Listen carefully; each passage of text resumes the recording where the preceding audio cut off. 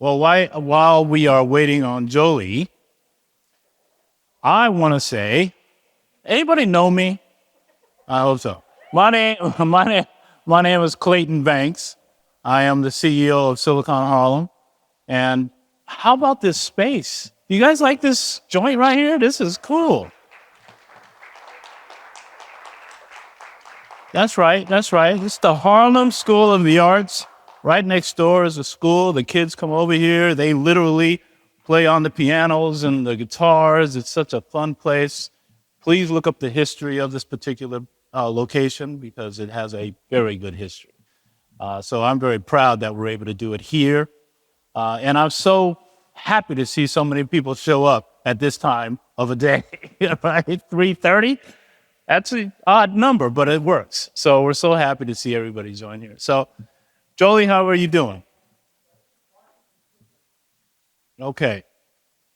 And there's a lot of cool people here, a lot of people that I know. There's not just city folks. I see state folks and perhaps even people outside of New York. And that's a good thing. So because what's at stake right now, everyone needs to be in this room, but certainly listening. And for those who will be listening throughout the day, we're proud.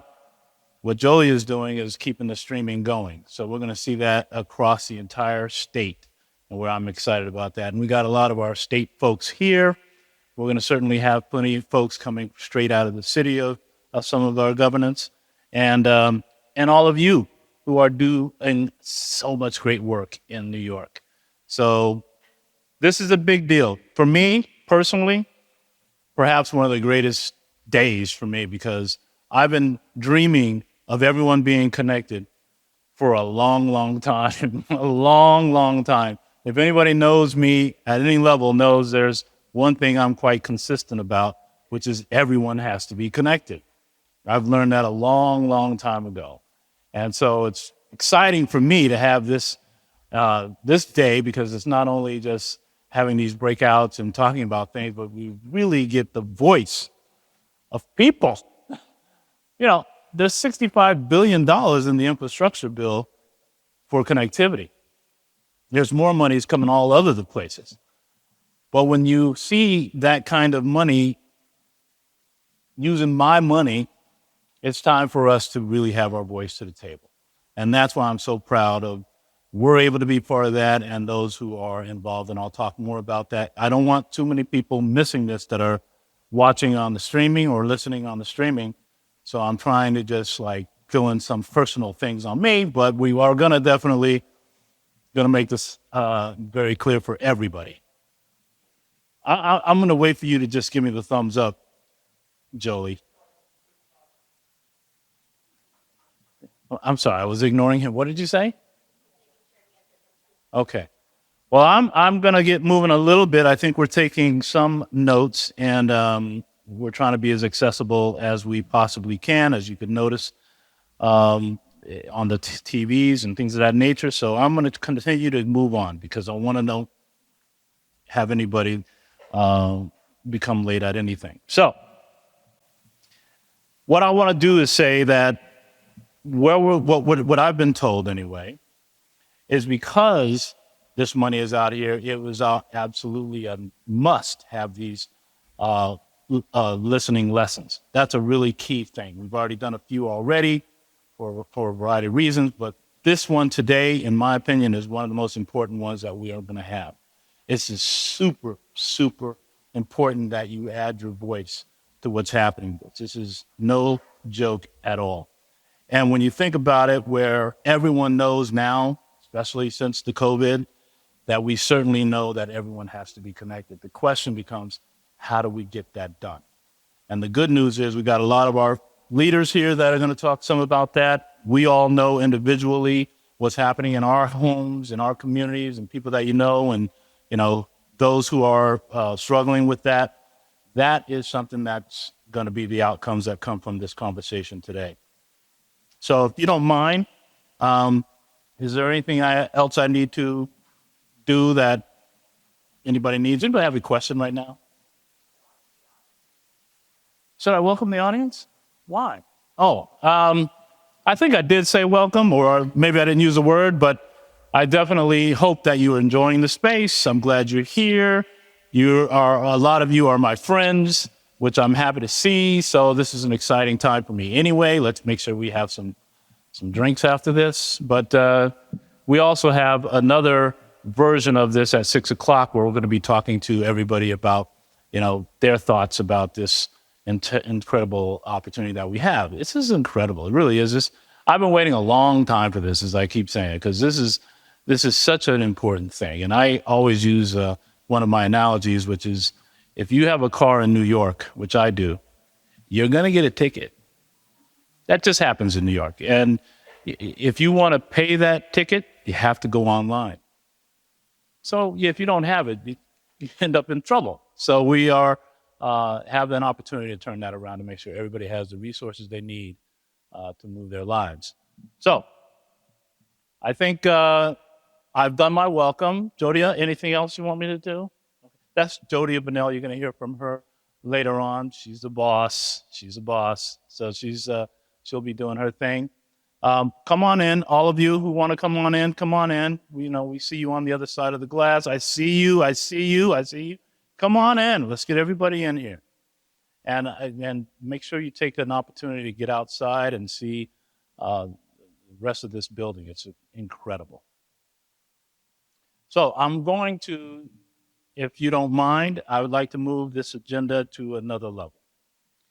We have some great speakers here. Should we go to the speakers right away, or should we give them, because I know there's some that have to leave.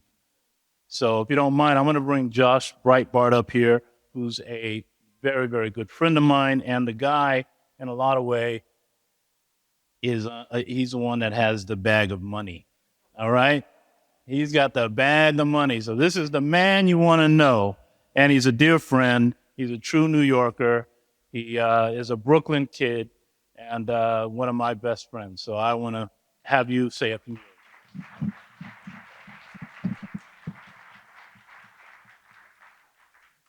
Thank you, Clayton. Good afternoon, everyone. Okay, let's do that one more time. Good afternoon, everyone. All right, we got a moment of sunshine this beautiful day in this beautiful historic venue, Harlem School for the Arts. Thank you, and thank you, Clayton. I have to say, I think I've been coming to Silicon Harlem events since before there was a Silicon Harlem, when it was just a sort of a glimmer. And it is so important to have this ability to bring people together, particularly when we're trying to solve something as entrenched and multifaceted as the digital divide. My team and I have seen the power of convening all across the state these last few months, and we've held these listening sessions in every single region. And in fact, there are events happening like this all across the country in every state and territory to shape the future of the internet as we plan to invest over $1 billion of state and federal money in New York and tens of billions of dollars, as Clayton said, across the country. And as we've been doing this and hearing from all of our colleagues across the country, we realized this is really the greatest effort at participatory planning that this country has ever done. The idea that we would have this level of engagement to shape something so critical is really profound, and it's a testament to all the work that all of us have been doing for all these years. So after all this travel around the state, just so thrilled to be with you here in New York City, as Clayton said, hometown. So thank you all for coming today. I see many familiar faces in the audience, and also names on the registration list, who I'll see later if they're not here yet. Many of whom I've had a chance to work alongside, and people have dedicated their personal and professional lives to this effort. I want to note some of our distinguished guests that are here with us or on their way for their public service on broadband issues and beyond, truly. So Senator Kevin Parker, thank you so much, chairs the Committee on Energy and Telecommunications. We're going to be joined by Senator Kristen Gonzalez, who's the chair of the Internet and Technology Subcommittee. Councilmember Gale Brewer, I believe, is coming as soon as she can get through some of the budget conversations that are going on at City Council today, but certainly a longtime advocate and champion. And of course, Hope Knight, President, CEO, and Commissioner of Empire State Development, which oversees the ConnectALL office. And we'll hear from Commissioner Knight momentarily. And also, we have Albert Polito and Carrie Bronster from representing the governor's office. Thank you so much. And our federal partners, Wendy Lader, Northeast Regional Director, Jodia Vanel, who's the federal program officer for the state of New York, who has been with us across the entire state on this journey. Thank you so much, Jodia, and great to be with you again today, as well as Brynn Deprey from our neighboring state. Thank you so much for crossing the border to be with us. There's a lot of mutual engagement and collaboration in this effort since we are all in this process together. Also, our partners and co-hosts from the City of New York Office of Technology and Innovation. They've been critical in organizing today's events, and they are leading the way in bringing internet service and digital inclusion programs to New Yorkers. We have Brett Sikoff, Meghan McDermott, and David Reed. I believe I've seen all of you here today, longtime friends and colleagues. And of course, the inimitable Clayton Banks, as well as Claire Yang and the whole team at Silicon Harlem who is making this happen. Thank you so much. Lastly, just want to acknowledge my dedicated team from the ConnectALL office. We are continuing to grow this office. It's an amazing team. I'm so thrilled to have them as partners and collaborators. Certainly Tanaya Srini, who you'll hear from, New York's first ever Senior Director of Digital Equity, and as well as other folks on our team are here today, who most of them are wearing badges, so you can ask them for any kind of help or support that you need. But we have Kirsten Eiler, Rose Anello, Richie Soak, Rob Johnson, Rose Beelan, Alondra Solis, and Cecilia Quirk, as well as our consultants at HRNA Advisors who've been tirelessly helping us with every aspect of program design. Then lastly, want to acknowledge the HSA staff, AV, facilities helping arrange this, as well as the people doing the work of ASL interpretation and everything to make this, and live streaming. Thank you, Jolie, everything to make this event possible. So with that, it is my privilege to introduce our first speaker, and maybe you and I will sit down well, I'm just going to say, so Hope Knight, Hope Knight serves as the president. I wanted to be up here just for that. I just want you to know that. President, CEO, and Commissioner of Empire State Development, which is New York State's economic development agency and home of the ConnectALL office. For all of us who care about closing the digital divide in New York, we are so fortunate, and let me tell you this, so fortunate that ConnectALL is in ESD under Commissioner Knight's leadership. She grew up in East Harlem, and many of you in this area may know her from her work at the Upper Manhattan Empowerment Zone, where she was the chief operating officer. She then served as president and CEO of the Greater Jamaica Development Corporation in Queens.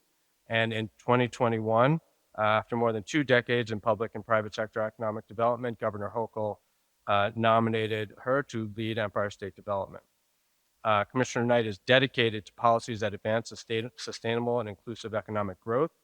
And at ESD, she has been instrumental in expanding economic opportunities for New Yorkers through programs and initiatives that touch every corner of our state, including the efforts of the ConnectALL office to achieve greater digital equity. So please help me in welcoming Commissioner Hope Knight to the stage.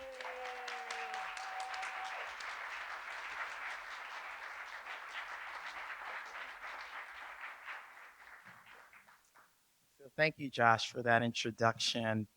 And it's great to be back here in Harlem. As Josh mentioned, I worked in Harlem for a dozen years, and it's so great to be in this facility. I haven't been back since it's been renovated, and it's magnificent.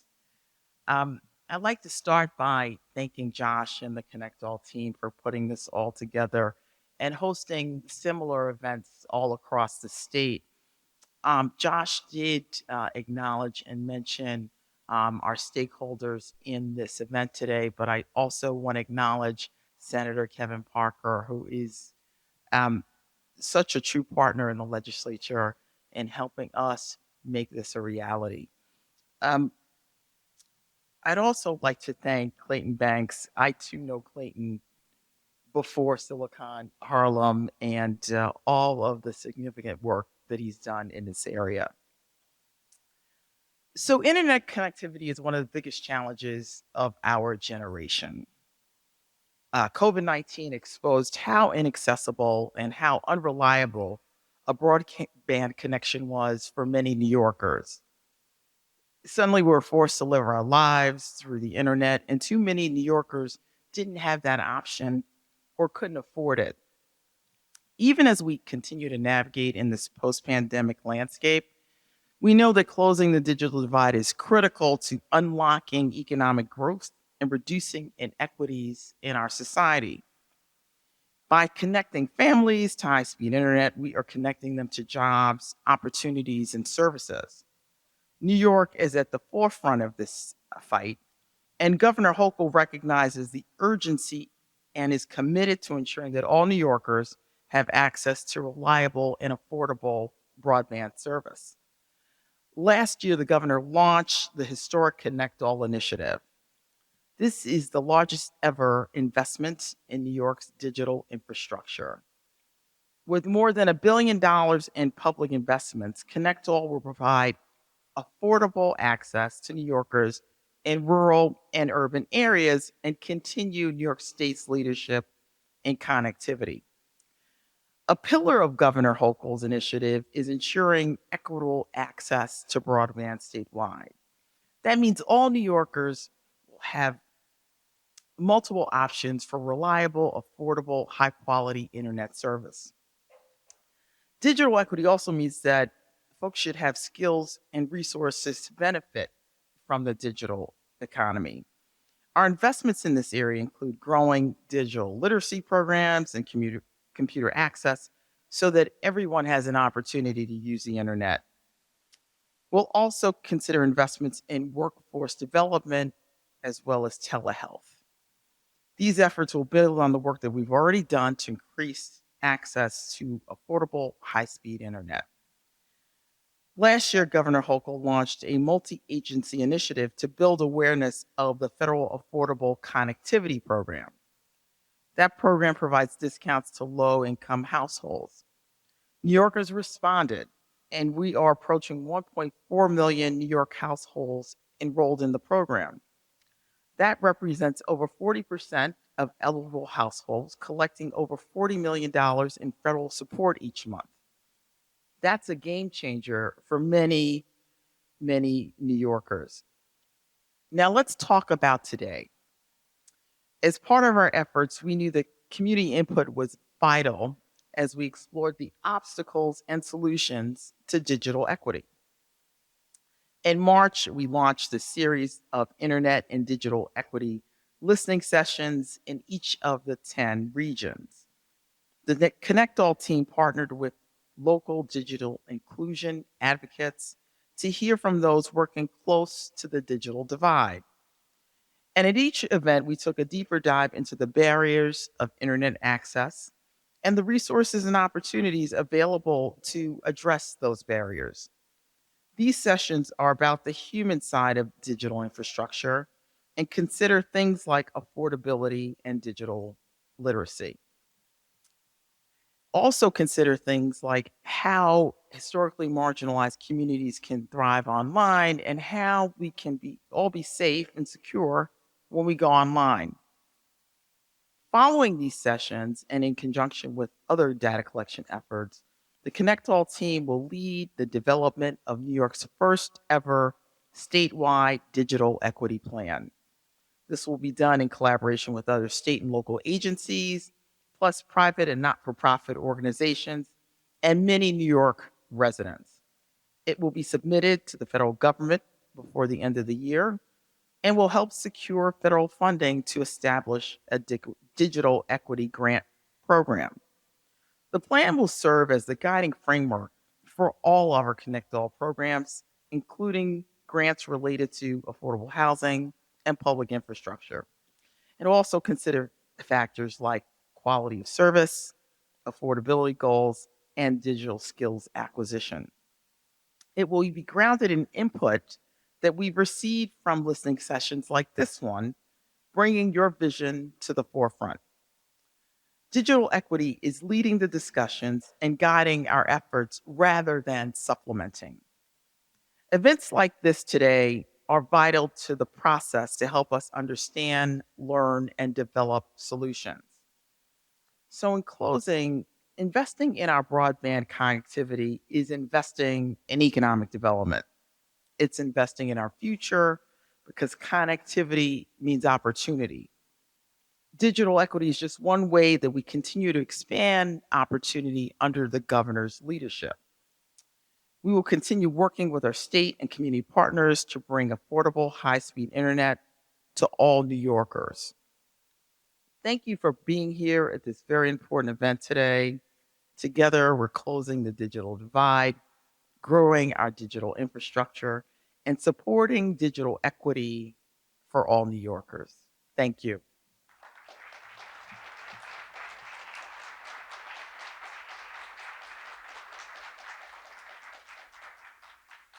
Outstanding. Thank you so much. It was really, I almost cried actually. So keep following what we're talking about here. You're hearing it from the top levels of our state here. And I just want to do a quick survey. I get to do that, you know. So I want to do a survey. Raise your hand if you think everyone will be literally having connected internet in their home, working, not like just that it has, but actually working within the next 5 years. Every single person in New York State will have it in their home within the next 5 years. We got a lot of work to do. We got a lot of work to do, Josh. Wow. Okay. 10 years? This is absolutely New York. I love it. This is, no. Okay. 15? 20? All right. We got a lot of work to do, people. Kevin, you ready for this? This is amazing. We're gonna get to some more speakers here. We have 2 senators here. 2 New York State senators here. When's the last time you were in a room with 2 New York senators talking about broadband? Okay. I'm getting out of myself here. So we're going to bring up New York State Senator Kristen Gonzalez. Come on up, but Kristen Gonzalez is the youngest woman to ever be selected in the New York State Senate. She is a Queens native. Oh yeah, that's something. That's something. Yes. I was young once. She's a former tech worker. And she's obviously from the Queens. Former tech worker and community organizer. Former tech worker. That's my thing. We're going to talk. All right. A community organizer who lives in Long Island City. She was raised in Elmhurst by a single mother from Puerto Rico. At age 12, she received a scholarship to a private high school on the Upper East Side. The experience of navigating between a working class neighborhood in Queens and an upper class neighborhood in Manhattan led her to fight for social justice and put her on a path to public service. Before being elected to the New York State Senate, Senator Gonzalez worked in the New York City Council, the Obama White House, and Senator Chuck Schumer's office. She is also organized in her community with the Western Queens. Aren't you in Vanel, Queens, or you used to be at some point? Community Land Trust, served on her community board and helped launch citywide campaign for public internet, my favorite thing. Come on up here, Senator. All right. No, it's hi everyone. How are we doing today? We feeling good? I see some enthusiastic faces. Thank you so much for the introduction. My name is Senator Kristen Gonzalez. I represent a 3-borough district. So I represent Queens, as you heard, where I was born and raised. Manhattan as well. Do we have any Manhattanites in the house? We're in Harlem, so we should. All right. And do we have any Brooklynites in the house? Because I represent Brooklyn. Okay, that's pretty good. And then, of course, we had Queens. I heard some Queens love. That's Amazing. So, I'm in my first term and I'm the current chair of the Internet and Technology Committee. And it's such an immense honor to be here because an essential part of my path into politics was digital equity. As you heard, I was a tech worker. I worked at a credit card company on their data side. I was a product manager, leading, pretty much their or engineering teams, right? And our UI, UX developers. But I didn't always work in that industry. I had also worked in politics. But early on, I learned the effect of the digital divide and the power of the internet. When I went from a public school to a private school, I found out about that private school. Well, not myself, because at the time I was in 5th grade. And believe me, I look young, but I still remember dial-up. But we learned about that private school because my mom conducted a simple Google search. Having access to the internet and the ability to be online to access information can be absolutely game-changing for families. So I very much echo the sentiment that you heard earlier in the remarks that ensuring that we're closing the digital divide is economic development. It's what defined my own life. And then going on, and becoming a tech worker while also organizing through the pandemic, what I did was I saw that there was an incredible need for access to the internet. My mom's a teacher, her students weren't connected, and you heard about that earlier too. But in addition to that, it wasn't just access to broadband, but it was the ability to pay for a light bill.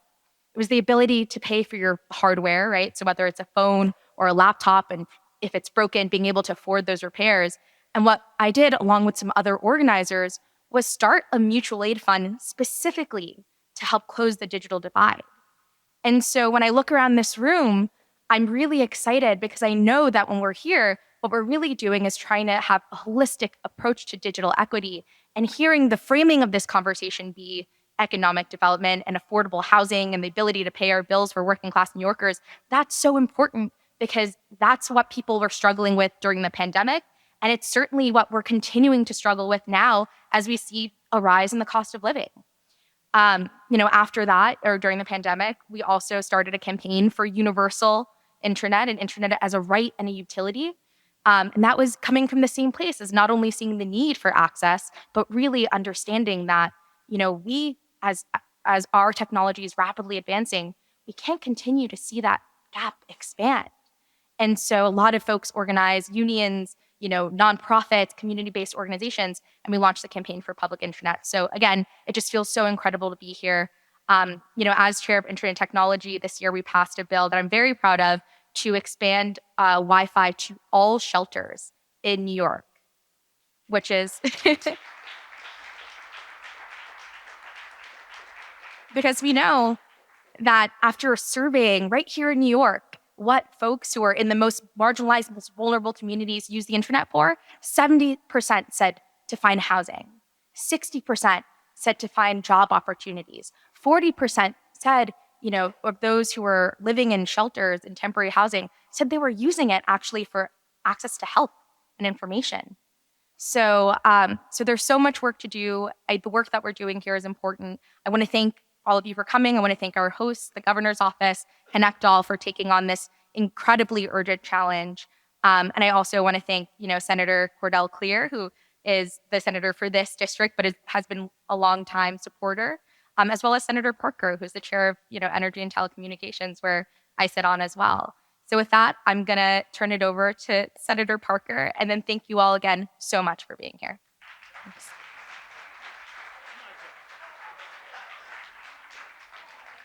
Already trying to take my job. I'll tell you what. And but thank you for those remarks and certainly the great work you're doing. We were talking about artificial intelligence recently, and there's some great ideas that she has around that to make that a little bit more safe for everybody. But we're going to keep the program going because we have another senator here, a real hardworking person. I've for a long time have followed you, sir, even though we've not had as much connected that I want. I've been following you, and your work is incredible. He is a fierce champion of economic development, education, energy, domestic violence issues, and human and civil rights. I could stop right there, but I'm going to keep going. Senator Parker represents the intrinsically diverse 21st Senate District in Brooklyn. Senator Parker has been a professor of both African American studies and political science at several CUNY and SUNY colleges. He received his Bachelor of Science degree in public service from Penn State and holds a Master of Science degree from the New School for Social Research and Urban Policy and Management. He is currently pursuing a doctoral degree. Do we get that done yet? Okay, we get in political science at the Graduate Center, CUNY. Formerly, Senator Parker served in government affairs of the chairman's office at UVS Paine-Webber, where and focused on broad issues importance to the financial service industry. A lifelong Brooklyn resident, Senator Parker has been a Flatbush resident for more than 31 years, nurtured, educated, and employed in the borough. Senator Parker is intimately familiar with the needs of the 21st District, which consists of many diverse communities, Flatbush, East Flatbush. I know who's Flatbush in here, don't get me wrong. Kensington, Ditmas Park, Mildwood, Flatlands, Canarsie. Anybody Canarsie? Oh, Georgetown, Old Mill Basin, Bergen Beach, and Marine Park. That's Mr. Brooklyn. Let's go, New York State Senator Kevin Parker.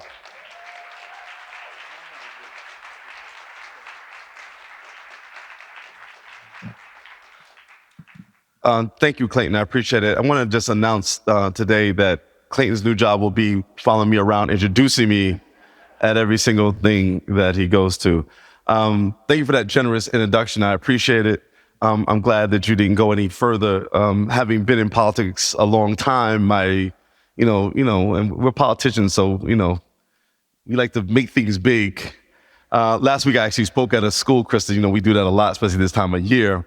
And I'm speaking at PS6 in the auditorium, and they run through my whole bio, and they said he used to work for the city council for Una Clark, and used to work for the first Governor Cuomo, and used to work for Paine-Webber, and used to work for Carl McCall. Little girl stood up and said, "What's the matter, mister? You can't keep a job?" So I didn't know how this was going to go today, so I appreciate you being generous with it. Again, I'm State Senator Kevin Parker, and I'm the chairman of the Energy and Telecommunications Committee, as well as the Majority Whip in the New York State Senate. For those of you who don't know what a Democratic whip does, I describe it as catching smoke with a net.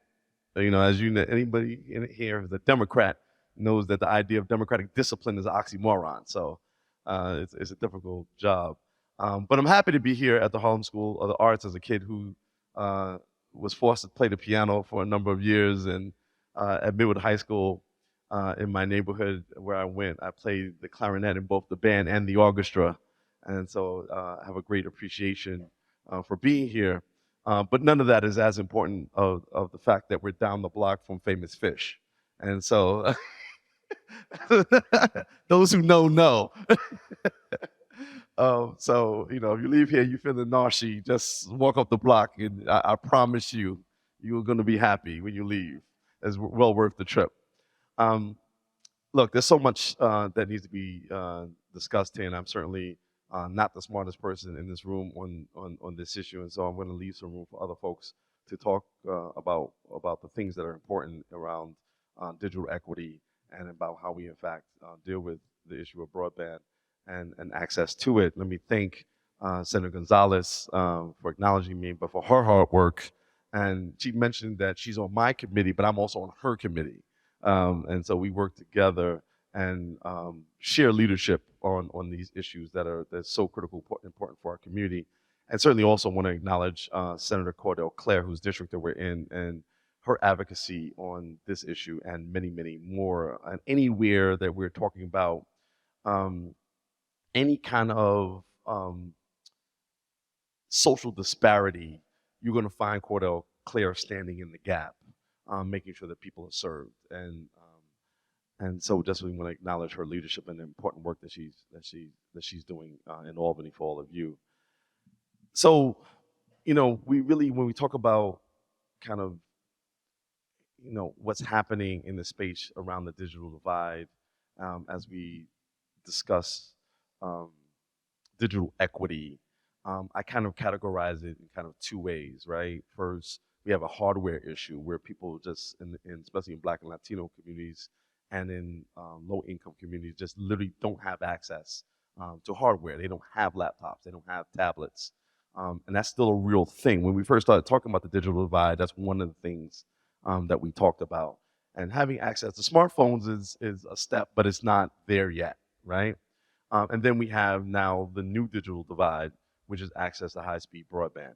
Access to high-speed broadband needs to be a right in the state of New York. It is as important as gas, water, and electricity.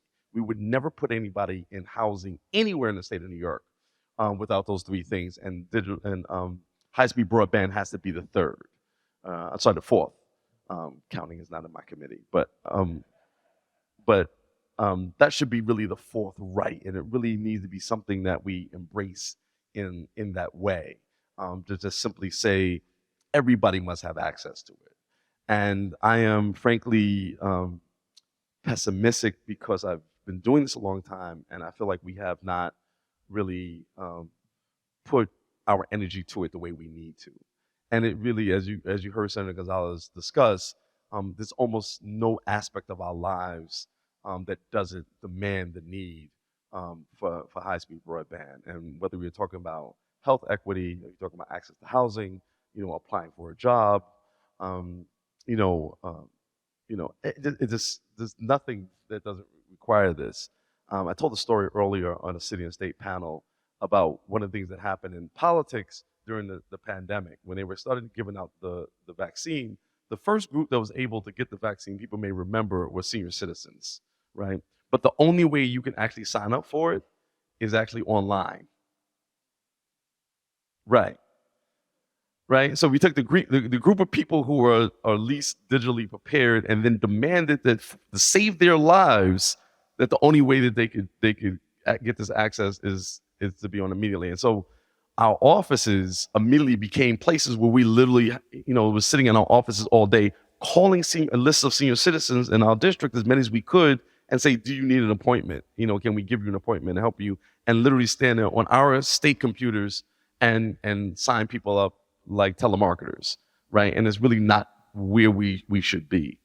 And so there's a lot of work that needs to be done. The other dichotomy that I actually draw in this digital equity issue is the issue of build out versus adoption, right? And in some places, I shouldn't say some places, in every place we have a build out problem, right? There's some places that in urban areas that are not properly built out, but urban areas are more built out than rural areas, right? And so as a statewide elected official, I'm dealing with my colleagues across the state all the time who have communities who can't get to the last mile, right? For some of you who live in Brooklyn, you can't imagine that your closest neighbor may be 5 miles away, but there's literally communities like that, right? And so we have to kind of figure that out, and we have to figure out places in New York City in which we haven't had a proper build out, or where we don't have enough providers in those communities to provide the services. And then the other part of the dichotomy is adoption, and the vast amount of adoption issues is around cost. And so I'm really proud having put in the first legislation that created some cost containment measures around costs that later got adopted in the budget.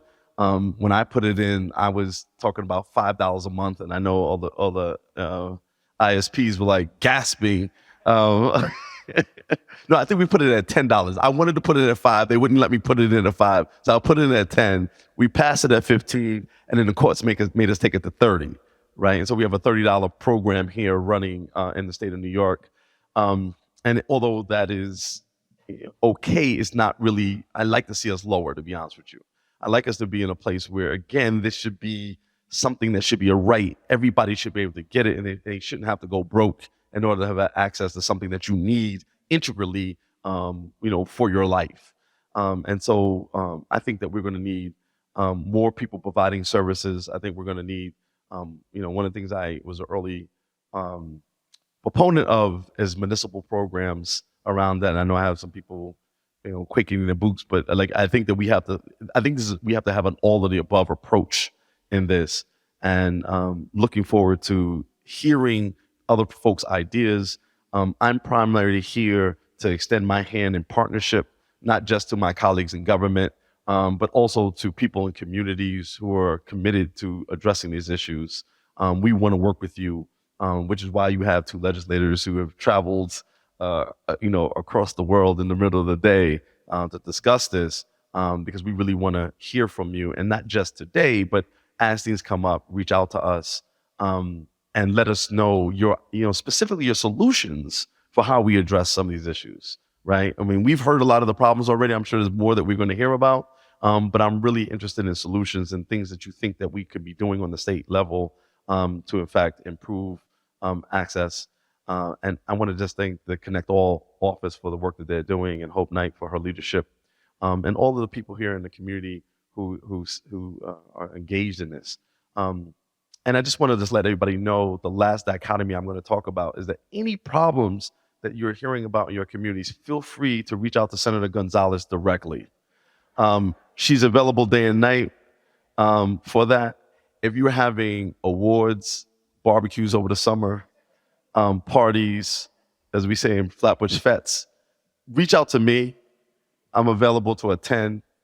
There's a lot of work to be done, but I'm glad that we're all working together to get it done. And it's really only together that we're going to resolve this. Thank you so much, and I look forward to our work together.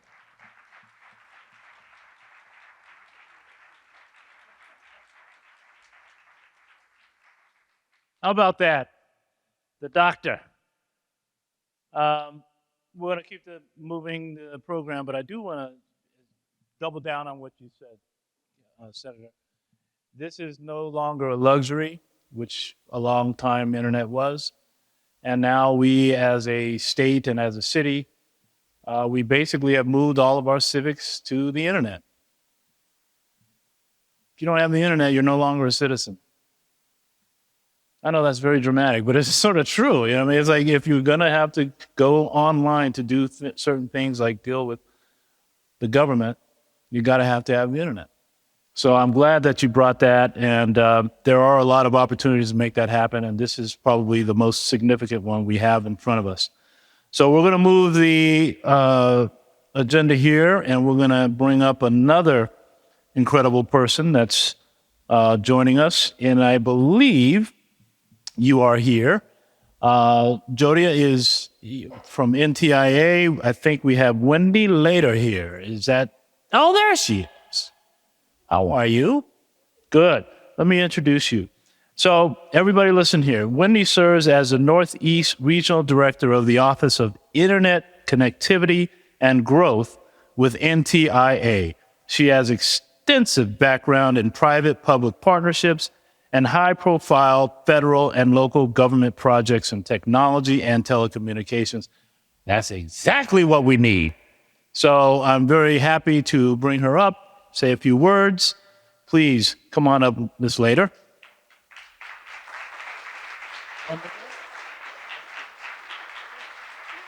Hi, everyone. It's great to see so many familiar faces today, some who I haven't seen in a number of years. Thank you so much, Clayton. Thank you so much, the ConnectALL office. We have had a wonderful partnership. I'm very grateful to how well you've built out this office and what great, strong people you've brought in. And I think that New York City and New York State is in good hands as a result. So very grateful to be here today.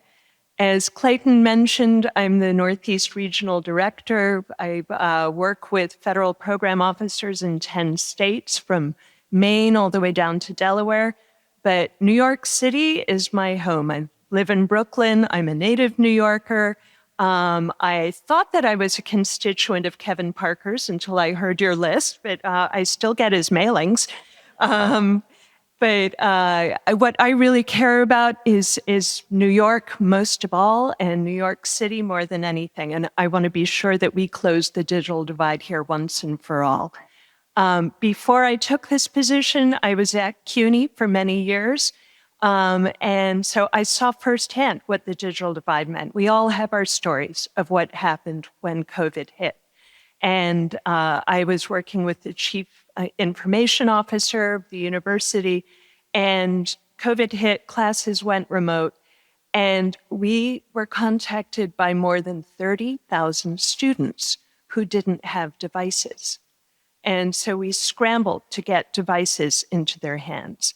And then we learned that thousands more didn't have internet access. So again, we scrambled to get hotspots. That was the best that we could do very quickly.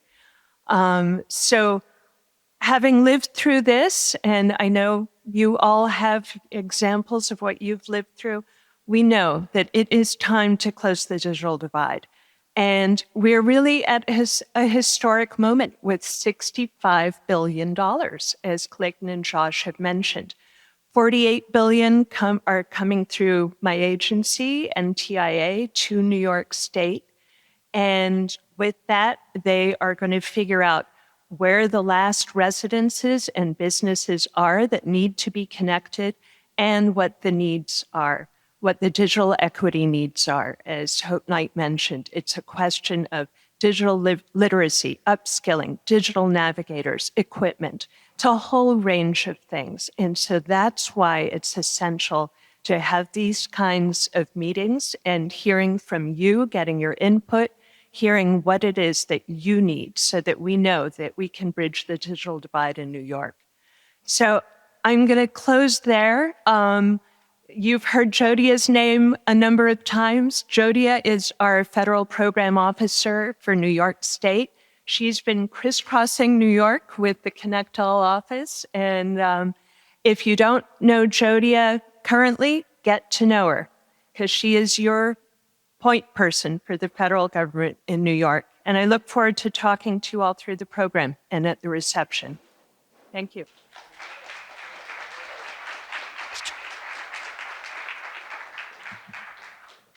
Thank you very much for those remarks, and if you were listening carefully, sounds like she has some pockets of money. So that's a cool thing to hear. But Wendy, I'm get to introduce Jodia. Okay? All right, so I do get the honor of bringing up Jodi Vanel. You're going to love her. So Jodi is with the New York State Federal Program, and she is the officer at NTIA, as Ms. Slater was talking about. And and Jodia serves as the Federal Program Officer for the state of New York with U.S. Doc NTIA's too many letters, Jodia. Formerly, she served as a client executive at Microsoft, cultivating long-term and relationships with government stakeholders. I think she's one of the great leaders in our state. She's great in the country. She literally does the whole country. And she's just a good friend. So I'm very honored to bring her up. Come on up, Jodia Vanel.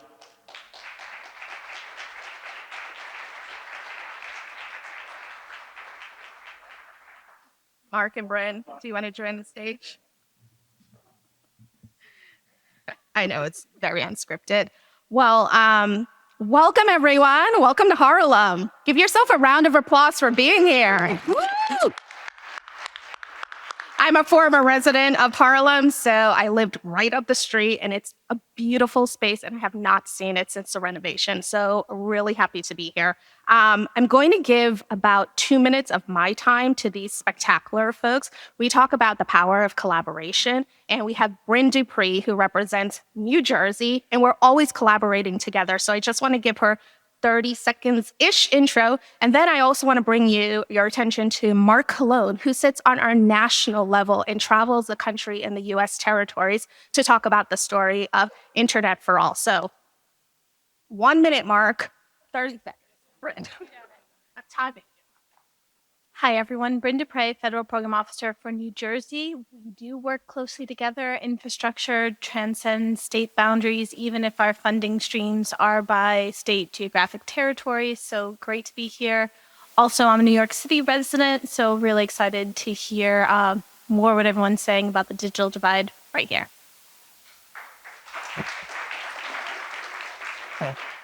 Thank you, everyone. I bring greetings from President Biden, Vice President Harris. This program is a priority for the president. He promised to to connect everyone in America, every business and residents, to affordable, reliable, high-speed internet. Not too much pressure. But although I cover the country, I'm a native New Yorker. I started organizing politically here with your state senator a long time ago with Cordell Clear. And I only have to say, as a cynical New Yorker, and I realize that's duplicative, right? I am just incredibly heartened by the intellectual, political, and community firepower that's here today. I see the New York City's first chief technology officer is here today. My friend Diana Cava from the Hispanic Federation, the largest Hispanic organization. You have incredible fighters on your side here. The two senators, Senator Parker, who I've also known for a very long time, Senator Gonzalez, passed a bill so that every homeless shelter has high-speed internet. Every child that doesn't have a place necessarily to live permanently, but they will be able to do their homework. That is really inspiring. And I'm just so glad to be here. And we look forward to hearing from all of you and all of your incredible ideas on how to close the digital divide.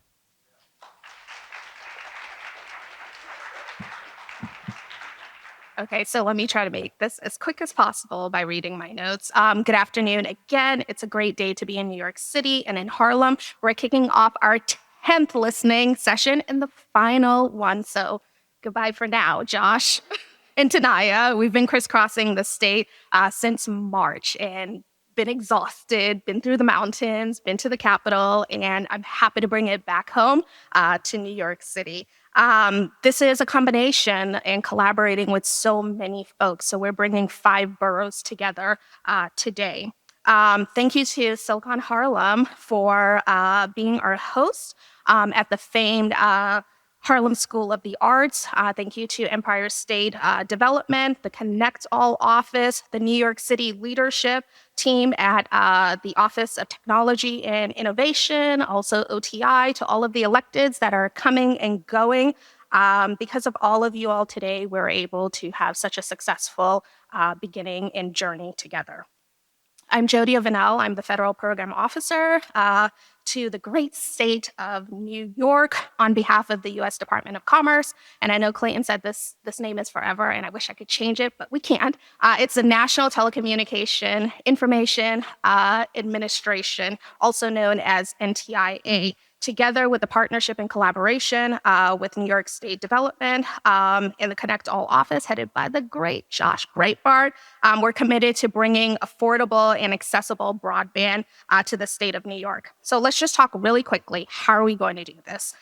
So under our program, under the BEAD program, which is Broadband Equity, Access, and Deployment, in digital equity, we're committed to working together in New York and in communities just like this so that we could listen, plan, and deploy broadband all across the great state of New York over the next several years. We can't do this without your input, your guidance, and your help. So with that, we're here to really listen to you today and get all of your feedback. Josh and the team will provide an overview of ConnectALL and how we're collaborating together. And you'll hear about the various initiatives. And again, we're really here to listen today and hear directly from you. And we will be here to interact with you. So please say hello. Thank you so much.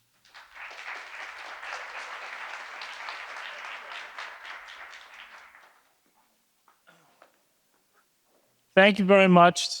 Another source for everybody to get connected with. I have to acknowledge somebody who just, if you don't mind, Tanaya, just came in, and a dear friend of mine, a representative of mine, right here in Harlem, one of the greats here. Al Taylor, you want to come up and say hello to the folks here? This is Al Taylor, our assemblyman here. Marvelous. Hi, good afternoon, everyone. How you doing? It's okay. I know when you go into the tech world, you can be, everybody's doing all right? Do like this. And now we have artificial intelligence that can do that for you. So be careful.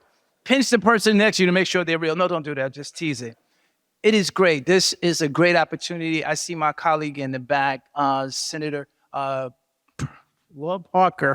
I apologize. I was going to call you Perkins because he's in my mind. Senator Parker, God bless you. Great man. Thank you for coming to my neighborhood. I actually live here, grew up here. And I was saying, thank God, as I looked at that building right there, that new building that you're looking at, that building saved my life. No lie.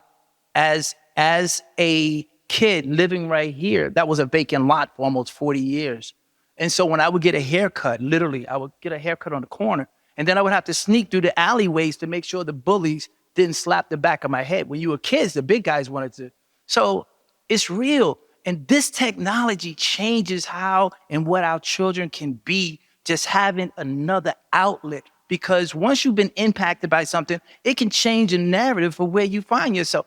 And one of the things that Clayton, my good friend who's been educating me from day one, before we went into COVID, we understood, and he was educating me that the broadband system that we have is ineffective and we need to do more. And when the pandemic hit, we understood how far behind we were, especially in the communities of color. So this is a great opportunity. I would love to tell you I'm going to stay and listen and learn a lot, but they're going to give it to me in bite sizes later on because I got a couple of more of these to do, but I just want to say welcome. Thank you. It's good to see Jodia in our neighborhood. And we talked about this when she was making that transition. I said, you got to come to my neighborhood. You got to come to my neighborhood. Do you know Clinton Banks? He's the coolest geek I know. That's a good thing today. Back then, Urkel days, it wasn't. So listen, let me get out of the way. I know you have a program. See, it's all right to laugh, folks. It's okay. That way, the person next to you is not AI because they're laughing, right?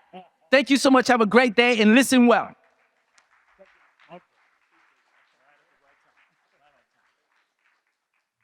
I've been called worse, so I am an OG. That means old geek, okay?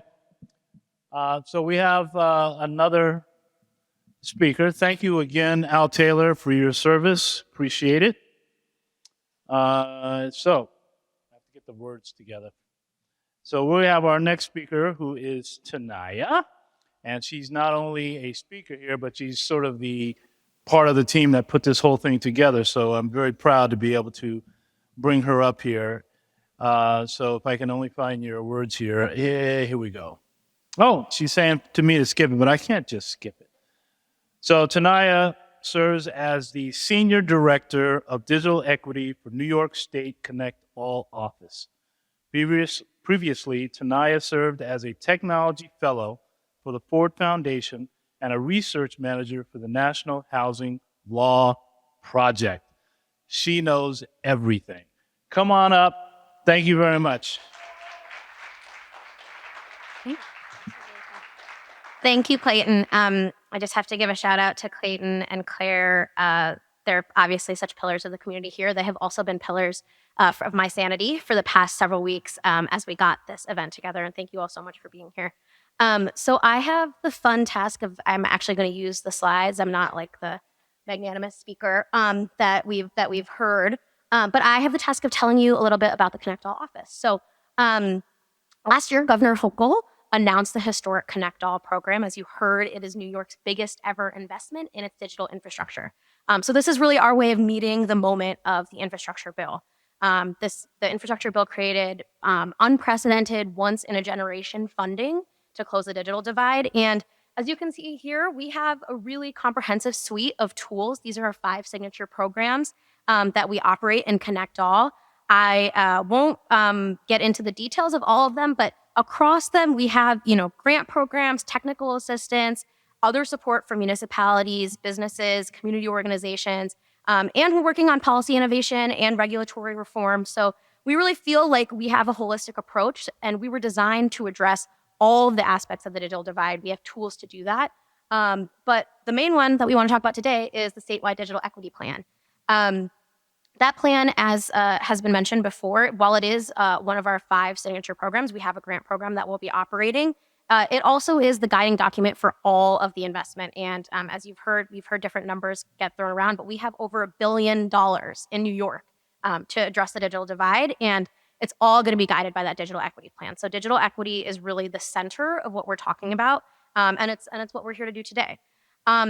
So this is the slide where I talk around our definition of digital equity. And that's by design, because we really have the opportunity today to manifest what digital equity means to New Yorkers. And so I'm going to give you a set of principles that we are grounding this work in at ConnectALL. They come from our team's experience in this field, some for several years, some for several decades. But what you should know is that this is really a draft. We want to know how these principles land in your communities. So I'll just talk through a few of them. So obviously, the first is equity. And so when we talk about digital equity, a lot of times you have the 3 pillars, right? You have access, you have affordability, and you have devices and digital skills. We want to broaden that definition a little bit. In terms of equity, what we're really trying to say is that nobody experiences a barrier to connectivity because of who they are, where they live, how much money they have. We also want to make sure that all of the opportunities that you've heard about and that you will hear about that are presented by the internet are widely shared. So that could be educational benefits, that could be economic benefits, and that's what we mean when we talk about equity. In terms of performance, we want to make sure that all New Yorkers have access to robust, reliable, and responsive service. And we want you to have a choice in that service. That's not only a choice in providers. You'll hear from a lot of the many providers that New York City has a little bit later. We also want you to have a choice in the type of plans available to you. And, inherent in this principle is the idea that internet users have an understanding of the service they're entitled to, and they have a clear mechanism for how to actually receive that level of service. The fourth principle is fairly self-explanatory. It's affordability.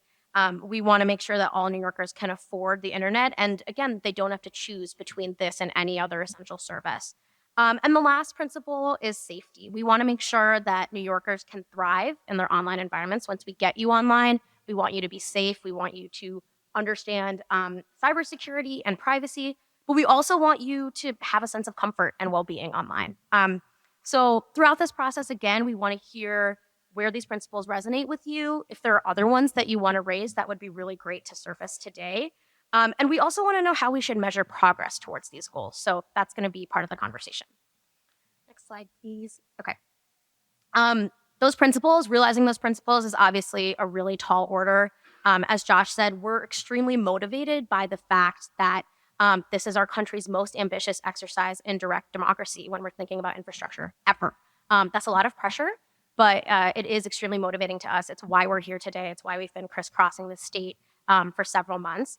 And as you heard from our federal partners, every state and territory in the country is undertaking this very same planning process. And we all have the same mandate to close the digital divide. Our approach in New York begins with these listening sessions, which are the first step in our planning process. And the planning process will run through the rest of the year. So throughout this process, we'll develop the state digital equity plan. Today's purpose is to really start the conversation that will manifest the community vision. As you see, that's one part of the plan. We'll start to talk about the gaps, the needs, the challenges. I think Senator Parker said that he hears a lot about challenges, and so do we. And so we also want to make sure to hear about what's working so that we can scale that. We actually have resources, finally, to scale the programs that have been working and to really amplify all of your great work that has been going on for several decades now. Next slide, please. So our plan will be informed with input by stakeholders, as I said, a really participatory process. And it will, today we want to center what are called covered populations in the Digital Equity Act. So those include low-income households, veterans, aging individuals, incarcerated individuals, people with disabilities, people with language barriers, racial and ethnic minorities, and rural residents. So that's, if you belong to any, if you hold any of the identities that you see on the left side of the screen, today we really want to center your experiences. On the right side are all of the other stakeholders that make up the digital equity ecosystem, and they're all extremely important. I'll talk through in a second some of the other opportunities we have to hear from you, but if you belong to one of those groups, today is really to listen to lived experts from the covered populations, and so we invite anyone that identifies as one of the groups on the left to really have their voice heard today. Next slide. Okay, so our plan will also consider how digital equity can improve outcomes in 5 key areas, including health, workforce development, education, civic and social engagement, and the accessibility of government services. We've partnered with the New York State Library to convene a digital equity task force, and that task force really coordinates expertise across the state government as well as across the field all over the state to bring all of that really great expertise to bear on our state digital equity plan. Each of the subcommittees you see listed here is chaired by state government experts as well as external experts in the field. And we're hosting public meetings all through the summer to dive into things like, we had our education meeting last month and we talked about how you actually teach safety and cybersecurity because it's assumed that young people know these things and that's not actually true. In our telehealth conversation that's coming up, we're going to be talking, in our health meeting, we're going to be talking about telehealth. We're going to be talking about social isolation. And so this is really an opportunity to dive into specifics. And we welcome you to share these meetings widely. They're available on our website. And please attend also. We really want to hear from you. Next slide. Okay. So just to give you a broader sense of all the engagement CAO is doing, we've completed 9 of 10 listening sessions. This is our last one. And the slides and the summary notes from each session are on our website. If you check out those slides and the summary notes, you'll start to understand the variations by region because we live in a really diverse state, but also the themes that have been emerging across the sessions. I know of exactly one person that has logged on to the website and he's here today and he said that they're really helpful. So please take a look when you get the chance. We also partnered with digital equity coalitions in every region across the state to collect more insights from communities. So currently they are convening 30 plus focus groups across the state, and each of those focus groups are centered on a covered population. So we're really trying to get to the lived experts and really understand what their needs are. We have a series of virtual forums for different stakeholders that will kick off at the end of the month. First up is for ISPs. We also have a session on community anchor institutions. And so if you represent any of those stakeholders, please join our virtual forums. And again, that'll be a series that will continue throughout the year. And finally, we have our statewide survey. This is really important because it is the primary vehicle we'll use for collecting quantitative data during the planning process. We have a lot of different qualitative opportunities, but this is really the key. The link you'll see is right there, bit.ly/ConnectALL-survey. We have kiosks in the cafe that you can use to complete the survey today. We also would love for you to share the survey link widely with anyone you encounter. We know you all represent some really, really important constituents. And there's little postcards that you can take with the QR code. Please share those widely. And the survey closes on June 30th. So you have just over 2 weeks to get your survey in, and please make sure you do so. All right, next slide. Okay, so here's what we're here to do today. So first, we're going to give you a taste of the robust and diverse digital equity ecosystem that we have here in the city. And then it'll really be time to hear from you. We want to gather input from you to build the collective vision of digital equity in New York. So that includes access, affordability, quality, choice, and safety, like I spoke about. But it could also include other values, other important programs, and that's what we want to surface today.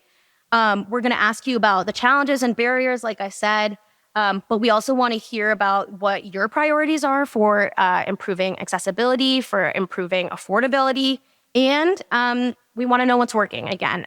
So please be vocal and give some shine to the programs that are working here. We know that Harlem has a wonderful ecosystem, and we have a lot of representatives from across the city, and we want to hear from you.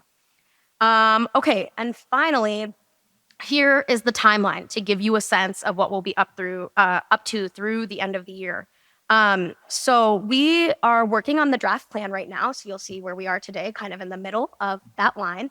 And all of the engagement that I talked about will continue through the summer, at which point we will have a draft plan and we'll come back out and share it with you to show you where your input landed in the plan. We'll refine that plan throughout the fall, and then with your feedback, we will submit that plan, the final version, at the end of the year. And hopefully, with Wendy and Jodia's blessing, we will sail into implementation at the beginning of 2024. So it's it might seem long for you. It seems extremely short to me. But we don't actually have the money in hand yet. And that's why we really need your input in the planning process. So just to say, again, I know I've said this, but we're focusing on the needs of those who have been most impacted by the barriers to full participation in the digital world. So those are the groups I laid out before. That's the priority here today. If you belong to another group, we will have an opportunity to hear from you. And just to reiterate, we're aiming not just to increase internet access in New York, but also to unlock all the opportunities that come with that. So it's not just about access today, it's really about the full suite of services and needs that can actually realize digital equity. To be clear, again, we are building from the work that many of you have done for years and in some cases decades. And we're so grateful to be building from that strong foundation. Wendy said it, so I'm allowed to say it, which is New York's plan has to be the best, right? We are New York. We're New Yorkers. We have to do the best job. And we're really, really lucky to be building from the foundation that you all have created for us. But we're also really excited for anybody that's new to this work, because we need your energy and ideas. So we need both that expertise, we need the new energy, and we're really, really thankful to have you all here today and hopefully along with us through the rest of the planning process and once we finally have the money to spend. So that's all. Again, please take the survey and there's our email. We're available to chat. Thanks a lot.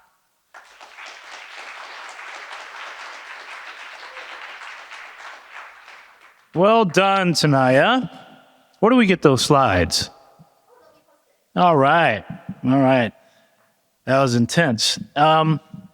So we have one more speaker, maybe more, but we definitely have another speaker. A good friend of mine also for many years. I see you, Brett, and I'm glad to see you. Brett Sikoff is here, Executive Director, Franchise Administration for New York City's OTI. Everybody know what OTI stands for? Zero, Brett. Well, I'll let him explain it. Brett Sikoff serves as the Executive Director of the Franchise Administration Division within NYC OTI. OTI's Franchise Administration Division manages franchise agreements with private telecommunications companies authorized to use city rights of way to provide cable television, public communication structures, mobile telecommunications, and information services to New Yorkers. Brett oversees dozens of franchise agreements and coordinates closely with franchisees, other agencies, elected officials, and members of the public with a mission to ensure that telecommunication services are being offered both efficiently and equitably to all New Yorkers. I wanted to read every single word of that because it's so important that we have to understand what her job is. Maybe I didn't say it well enough for you to get it, but he has a lot of strength on the infrastructure of our city. You guys getting what I'm saying? When we're looking at fiber being deployed, other types of things that are attaching to devices and poles and everything around our city, Brett has his hands on all of that. Come on up here, Brett Sikoff.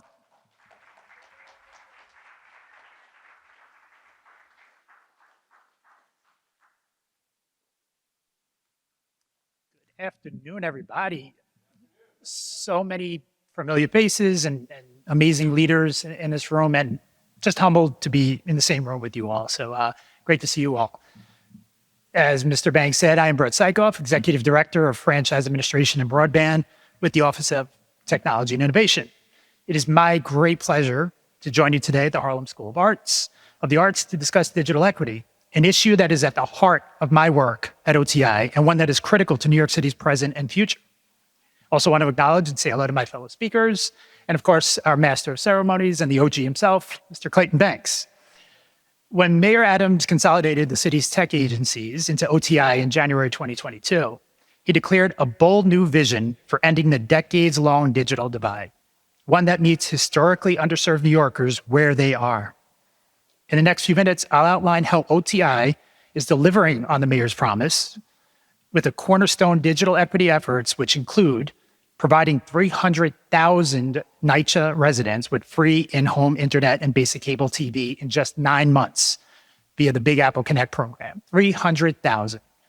Building 90% of our Link 5G kiosks in equity districts to create nodes of connectivity that offer free Wi-Fi, better cell phone service, and free calling.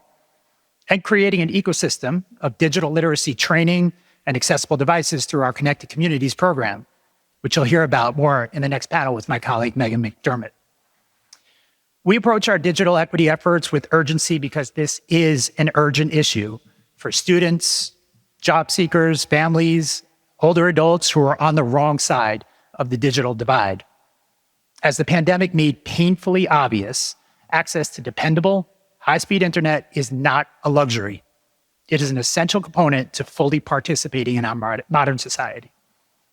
At the beginning of the pandemic, hundreds of thousands of New York City school students were sent home with tablets.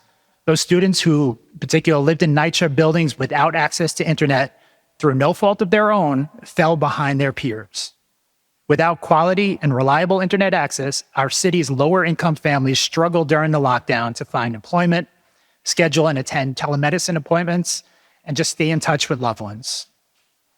As Mayor Adams entered office, the cost of inaction had already exerted a steep price on our neighbors living in public housing. We had to act, and so we did. Thanks to the leadership of the mayor, and of course, my boss, the Chief Technology Officer, Matthew Frazier, OTI took concrete steps to ensure that our fellow New Yorkers possessed affordable high-speed internet. In September 2022, we launched Big Apple Connect, the nation's largest municipal broadband program, at 135 developments across the city. At the time, Mayor Adams promised to expand the program to 300,000 residents by the end of 2023.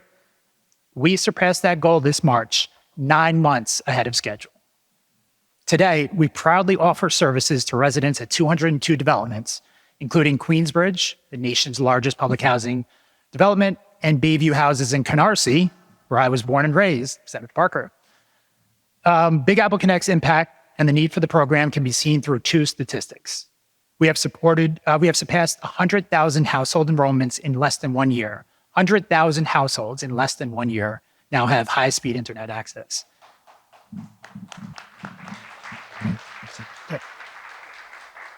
75% of eligible New York City Housing Authority residents have access to high-speed internet now, 75%. We designed Big Apple Connect to go hand in hand with the ACP program so that lower-income public housing residents don't have to choose between internet and cell service on which to save. They can receive free internet through Big Apple Connect and apply their ACP credit towards their cell phone bill. This ensures that hundreds of thousands of New Yorkers don't have to make an either-or decision regarding these modern necessities because of cost. Affordable broadband is a key plank to our efforts to bridge the digital divide. It is not the only plank, however. We realize that, even today in 2023, the sole means of going online for many people is through their phone. For this reason, our Link NYC program remains an invaluable resource for New Yorkers and visitors, as evidenced by its 13 million Wi-Fi users and 5 million annual phone calls. In 2022, Mayor Adams launched the latest version of Link NYC, Link 5G, which will expand ultra-fast wireless coverage in addition to providing free phone calls, Wi-Fi, and access to 911. Link 5G's rollout is equity-centered, meaning 90% of new installations will be above 96th Street in Manhattan and in the outer boroughs. Our goal is to ensure that New Yorkers are able to stay connected wherever they live, work, or travel across the city. The Link NYC program also laid the foundation over the past year and a half for the launch of Gigabit Innovation Centers in each of the 5 boroughs, the first of which originated with Clayton Banks, Silicon Harlem. The Gigabit Centers provide access to free internet, devices, digital skills training to everyone from middle school students learning to design new apps to immigrant workers seeking a better life for their families in Staten Island. Digital literacy cannot be underestimated when we discuss digital equity, however. That's why we proudly fund and administer Connected Communities, a partnership with the Parks Department, NYC Aging, NYCHA, and the city's library systems that delivers high-quality digital education for New Yorkers most in need. From helping older adults acquire new computer skills to supporting roving computer labs with Wi-Fi connectivity, Connected Communities is offering New Yorkers easy access to the life-changing opportunities technology avails. As we expand our digital equity offerings to New Yorkers, OTI wants to help augment growth among local businesses in the technology space. We look forward to exploring new partnership opportunities with community-based groups who share our commitment to bridge the digital divide. We will be in touch on those opportunities in the coming months. For now, though, we're here to listen to you and come up with ideas on the best way to deliver digital equity to every corner of this great city.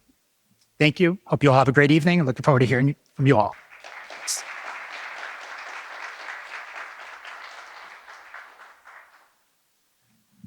Whew, there's a lot of talking here. If you guys don't mind, we're going to move on to our very first panel. You see these chairs and these microphones. We're going to set up a panel here to talk. I would suggest that you stretch a little bit for a couple of minutes while we get the team up here. So feel free to stretch up a little bit, but I'm going to call the folks up to the panel number one. Thanks for say something. Oh, okay. So anyway, hopefully you got a lot out of the first several people speaking. Thank you, Hope Knight. Thank you so much. This is our moment, everybody. This is our moment. Take a minute.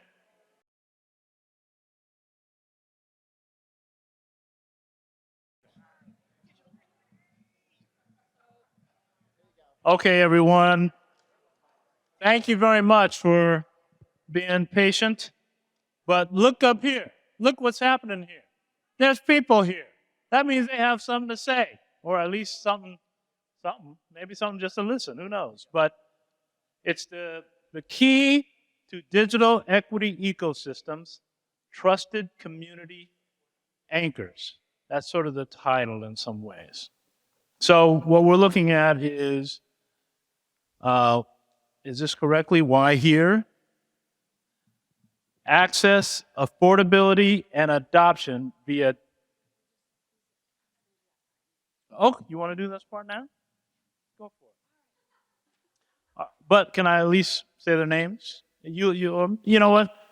Here's our moderator. I'm going to have her take care of the panel. Is that okay? I can go get some coffee. All right. Thank you, guys. At least, can I introduce you? Do I have a whole thing about you here somewhere? Just my name's great. We're gonna knock it out. Okay, I'm not going to even do that then. You get it moving. You go ahead. Take it over. I'm going to go sit down. Thank you. Hi, good evening, everyone. First of all, Clayton, thank you so much for your patience and your kindness and your generosity. We're about to move this really quickly because we want to make sure that you get to hear from folks about what solutions can look like.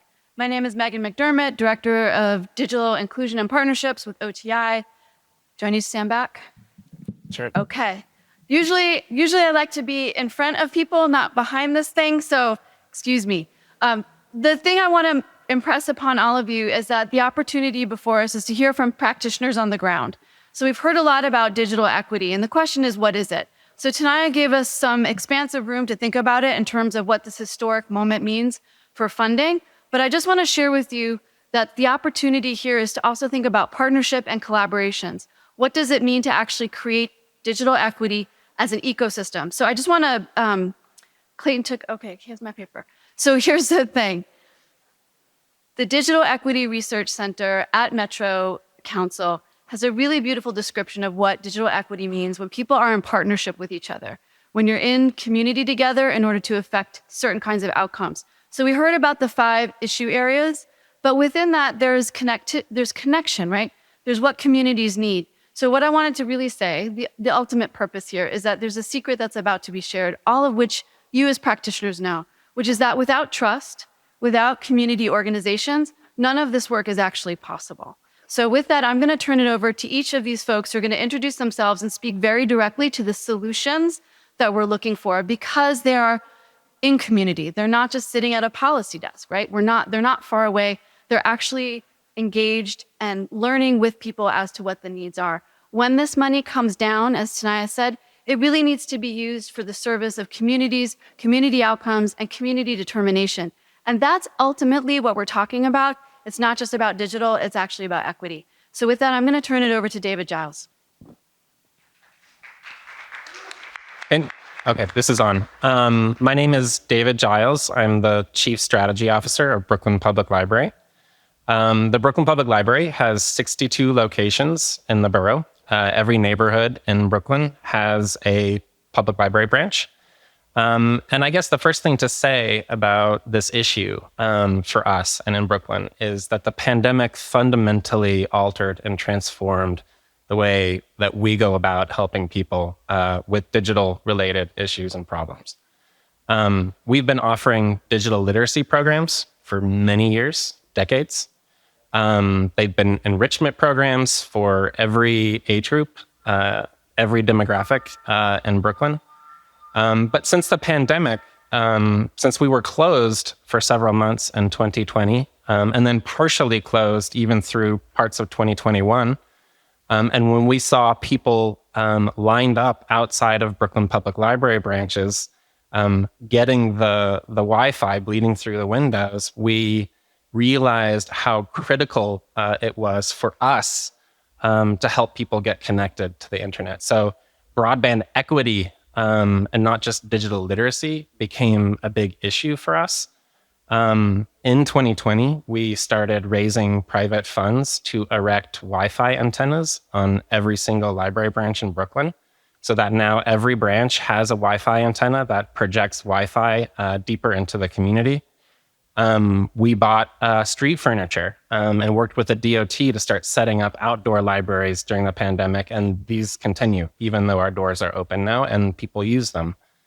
And we also, when the EBB came rolling out, I believe was it 2021, we started getting into the business of helping people sign up for broadband subsidies. And at that time, we set up computer stations for people to access the EBB application online, and we've deepened that in the last year and a half or so with the ACP, the Affordable Connectivity Program. So this last fall, we launched a digital navigation program. We're calling it the Home Internet Access Program, that basically walks Brooklynites through the process of applying for the Affordable Connectivity Program, which is an onerous process for many people. For many people, it's fine. If you're on SSI or if you're on SNAP, in many cases, the system will verify that you qualify and give you a confirmation number pretty quickly. For many people, it's much more complicated than that. So we have computer stations up in the branches, and we have navigators who help people upload their IDs into the USAC system, upload their enrollment letters or report cards from their DOE school into the system. In some cases, we have to call USAC and ask what the issues are for people when it's asking for more information. We've opened a hotline for anybody to call to ask questions about the USAC, about the ACP benefit. So this has become a big issue. Broadband equity has become an issue that, for us, that it hasn't been in the past. And then one more thing I'd like to say about the pandemic is for us, since the pandemic, since we're still grappling with the immense results of the pandemic and the need people have to get online and access services online, we started referencing a distinction in the kinds of support that we provide to people in Brooklyn.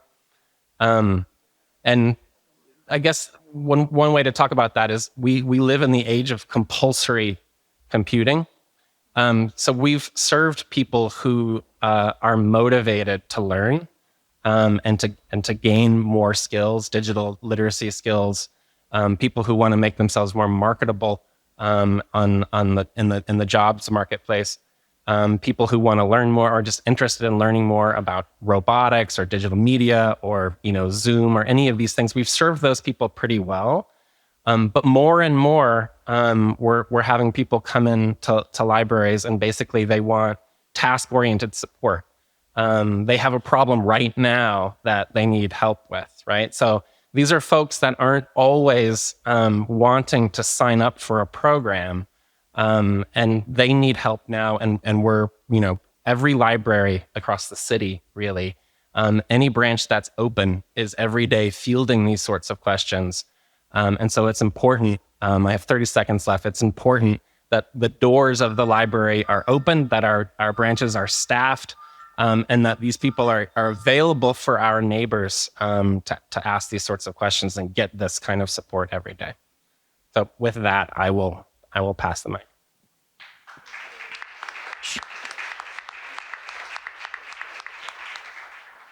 Good afternoon, everyone. My name is Hyun Bae. I am Digital Literacy Coordinator at Queen's Public Library.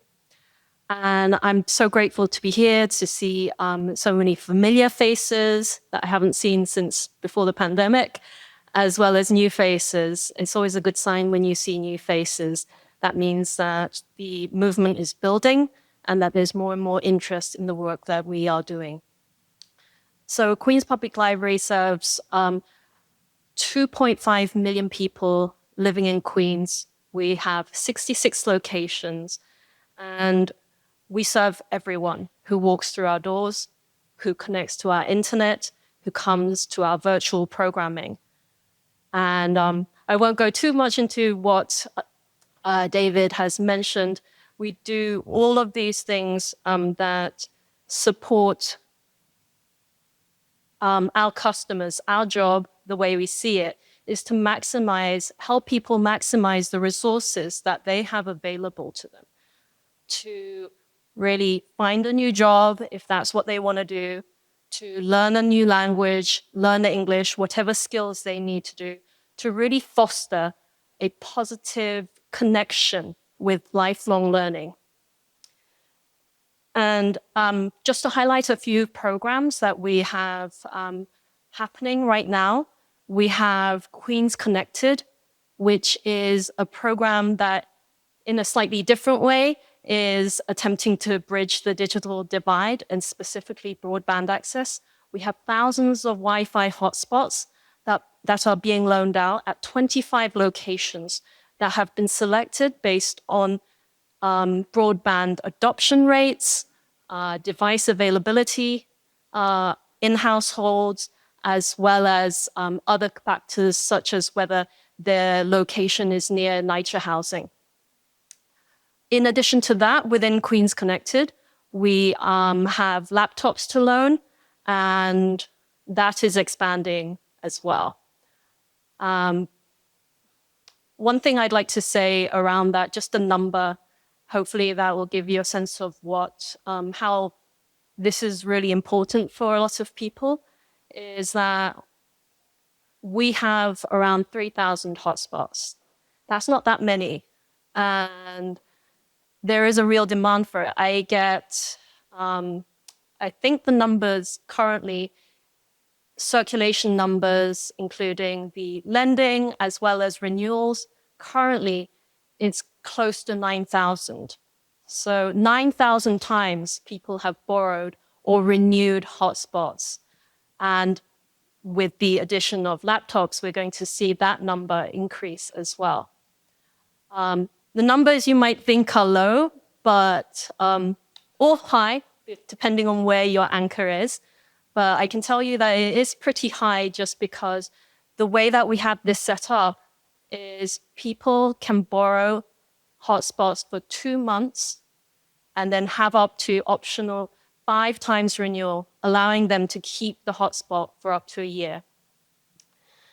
Another example to think of, it just kind of to help you picture how libraries are really important in terms of in the ecosystem and how we are a good access point from so many services and things, is just think about a young mother who wants to apply for a job, and this mother has a child. They don't have childcare.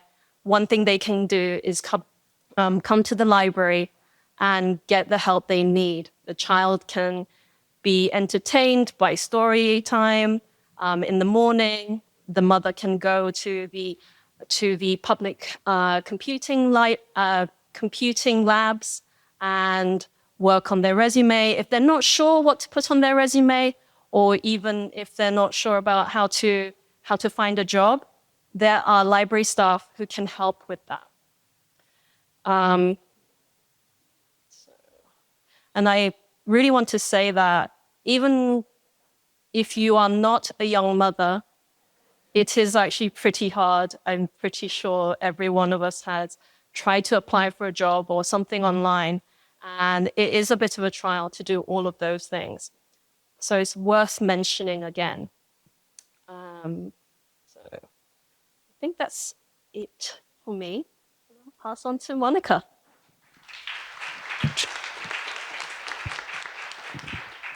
Thank you, Regina, and thank you, colleagues, for being here, collaborators, and thank you, ConnectALL and Silicon Harlem for hosting. I'm from Make the Road, New York. We are an immigrant and community organizing organization with 25,000 members and offices in Staten Island, Long Island, Queens, Brooklyn, and Westchester, and 25,000 members and counting. And many are from immigrant Spanish-speaking communities in Latin America.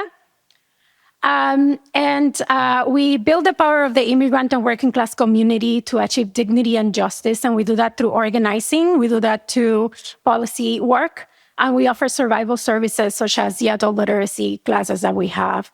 And many folks come to our offices for English classes, citizenship classes, help with career pathways, and digital literacy classes.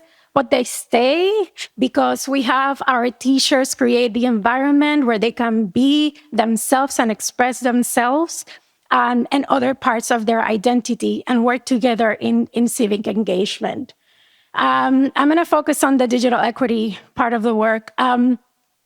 We have also been doing digital equity work, digital literacy for many years, but of course the pandemic was one of those times that we all kind of had to scramble to get, people to take online classes. We had to get people to figure out how to get their appointments for their legal services online, health, the health insurance, all of those government services, and trying to get government services because of your documented status.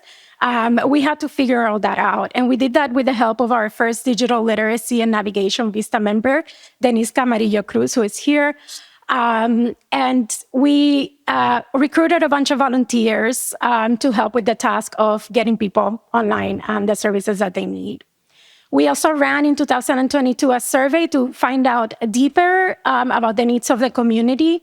And we found out that I think more than half of people did not have a laptop or a PC. And now, a year later, I think the other half were counting their kids' computers that they don't use, or they have to give back, or they just don't know how to use them.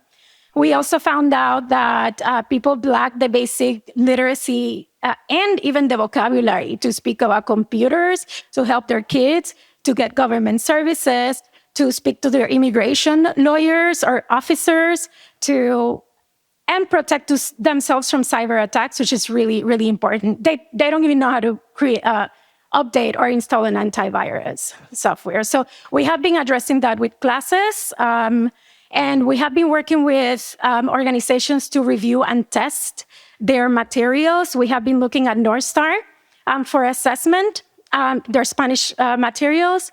And ultimately, we realized that we need to create our own tools to serve the unique needs of our very specific community, which is very often forgotten. So and I mentioned that because as we're designing solutions, I want to make sure that I say this out there. When it comes to digital equity, not one size fits all. There is not one size fits all solution.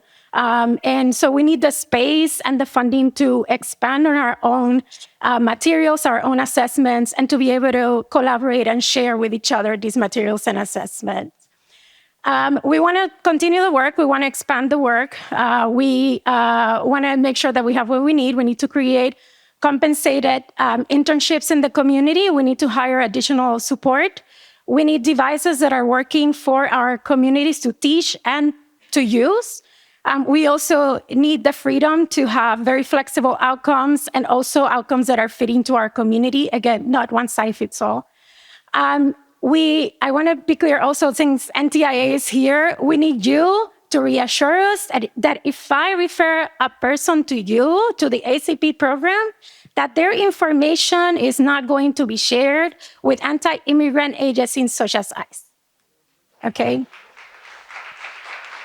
That said, I hope that this is really truly shaping the conversation and that a substantial amount of money goes towards digital literacy and navigation programs as opposed to primarily on internet access, which is also really important. But their needs are significant, not one size fits all. Thank you so much, everyone. I look forward to passing it on.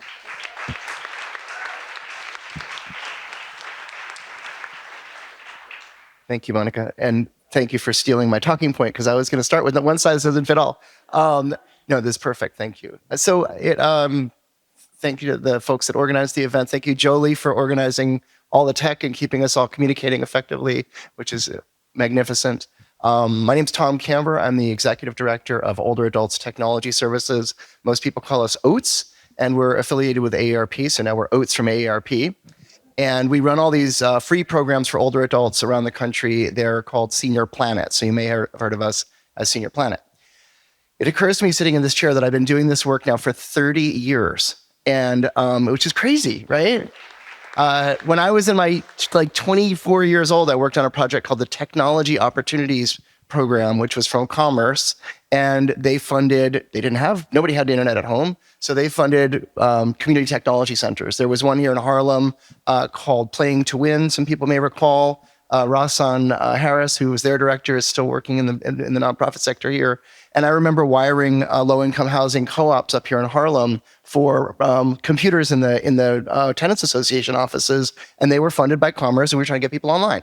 So there's this kind of early era of community technology centers. There's a whole movement around it, and that sort of evolved into a second generation, which happened with BTOP program, which is Broadband Technology Opportunities Program. Wendy knows that one well. A lot of folks in this room worked on that program, and OATS was fortunate enough to receive a grant through what they call BTOP program. And I had started OATS in 2004, really trying to get at that challenge of what's going on with older adults who are having such a hard time with technology, and how do we build programs that can help them overcome those barriers and get online? And back then, it was in Bedford-Stuyvesant. That was our first site, the Shabazz Complex on Gates Avenue. And I sat with the Tenants Association directors and said, what do we need to do to get people online? What kind of training, what kind of support, what kind of devices do you want to use? And people helped me write a curriculum, which today everybody would call co-design. But back then we didn't have fancy terms. It was just like people with a notebook. But we wrote the first senior focused tech training that was built with older adults in mind, and started teaching it first in Brooklyn, and then up here in Harlem. We were at the over here at Carnetta Clark was working with us in West Harlem. Now we're over here at A. Philip Randolph, for those of you who know that in this neighborhood, one of the best sites that we have in the whole country.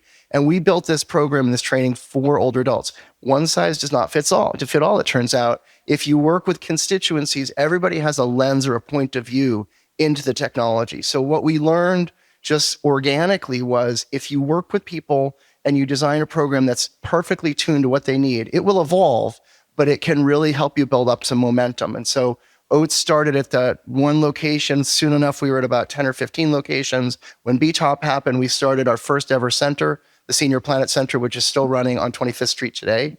It's part of the Connected Communities program that was referenced earlier. And we have been providing our programs free of charge for older adults since day one.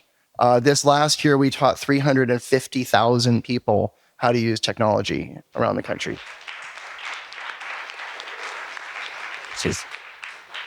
And I will say that New York is the home and the epicenter of all this stuff. It's where all the real action is. And everywhere I go, people are like, what's going on in New York? They gave away all these tablets in NYCHA, and they're doing all this cool stuff with, Make the Road and these different programs. The library system's like leaps ahead of where a lot of places are. So they're looking to learn from us and get we're kind of a beacon of innovation around this stuff. And it's been really amazing. John Paul Farmer's here now, who helped us with the project when, and I'll finish up real quick because I know we're running low on time here. But when COVID happened, the mayor's office called up and said, we want to give away 10,000 tablets in the housing to residents of public housing.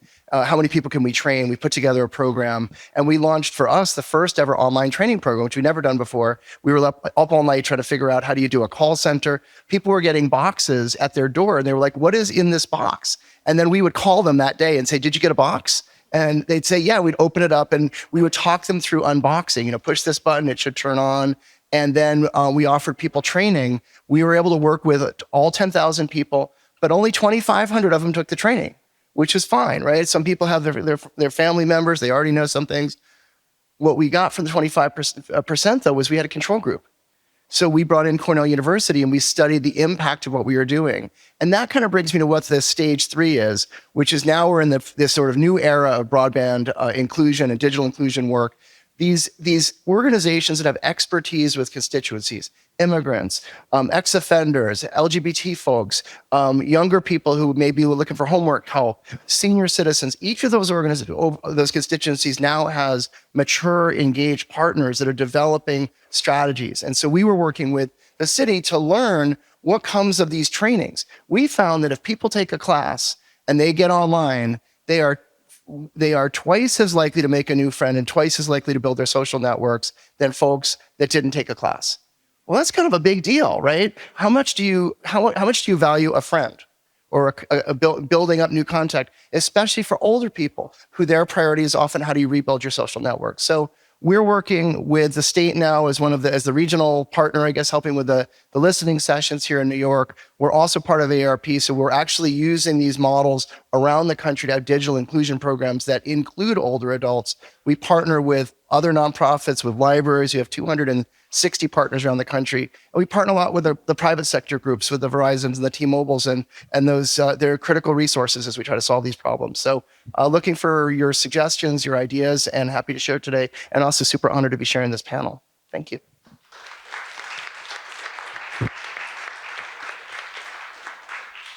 Hi, everyone. My name is TJ Woods, and I have the pleasure of serving as the Associate Director of Technology Training Programs for the New York Public Library. We are also known as Tech Connect.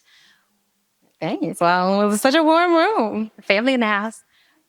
We have 88 branches that we serve, over 100 class topics. We offer classes in person and online in Mandarin, English, and Spanish. Classes start at 10:30 a.m. They end at 8 p.m., and we offer them 6 days a week. It is love that we serve every day. We have studios in Manhattan and in the Bronx. We want to make sure people are able to tell their story. It's so important when you think about the unhoused and wanting to get involved civically, but productively. We create a space for that, a space for community. We have lovely events like the Tech Fair where people get to be exposed to emerging technology. They come in, they're looking for careers. They can be pushed into our career services department, our social workers. We have so many cool things at the library. I was very surprised when I joined the team. This work can't be done without accurate assessments and funding from the community. So we bring people in to have focus groups. We want to know what they need next. When you think about prohibitively expensive software like Adobe Creative Cloud, it's $1,000, right? How do we make sure people have access to that so that there aren't two tiers of creatives out there, especially in New York, where you can really make good money, right? So we have computers set out where people can renew their time there indefinitely as long as no one else has a reservation on it, and then they get to produce what they like from the studio. It's an editing bay. Come see us, right? We're doing really transformative work, and I'm excited for all the new things we'll get to do in the future. And I'm here today to just troubleshoot and share more about the good stuff that we got going on. Megan?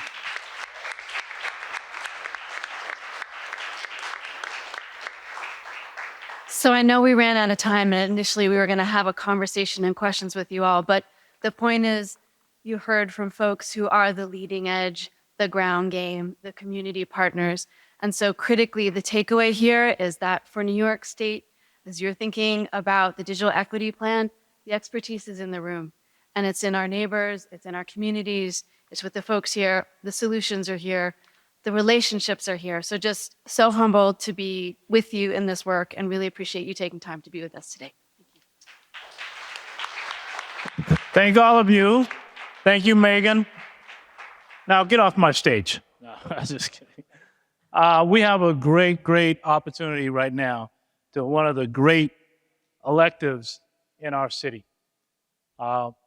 Previous was the Manhattan Borough President. Anybody know who that was?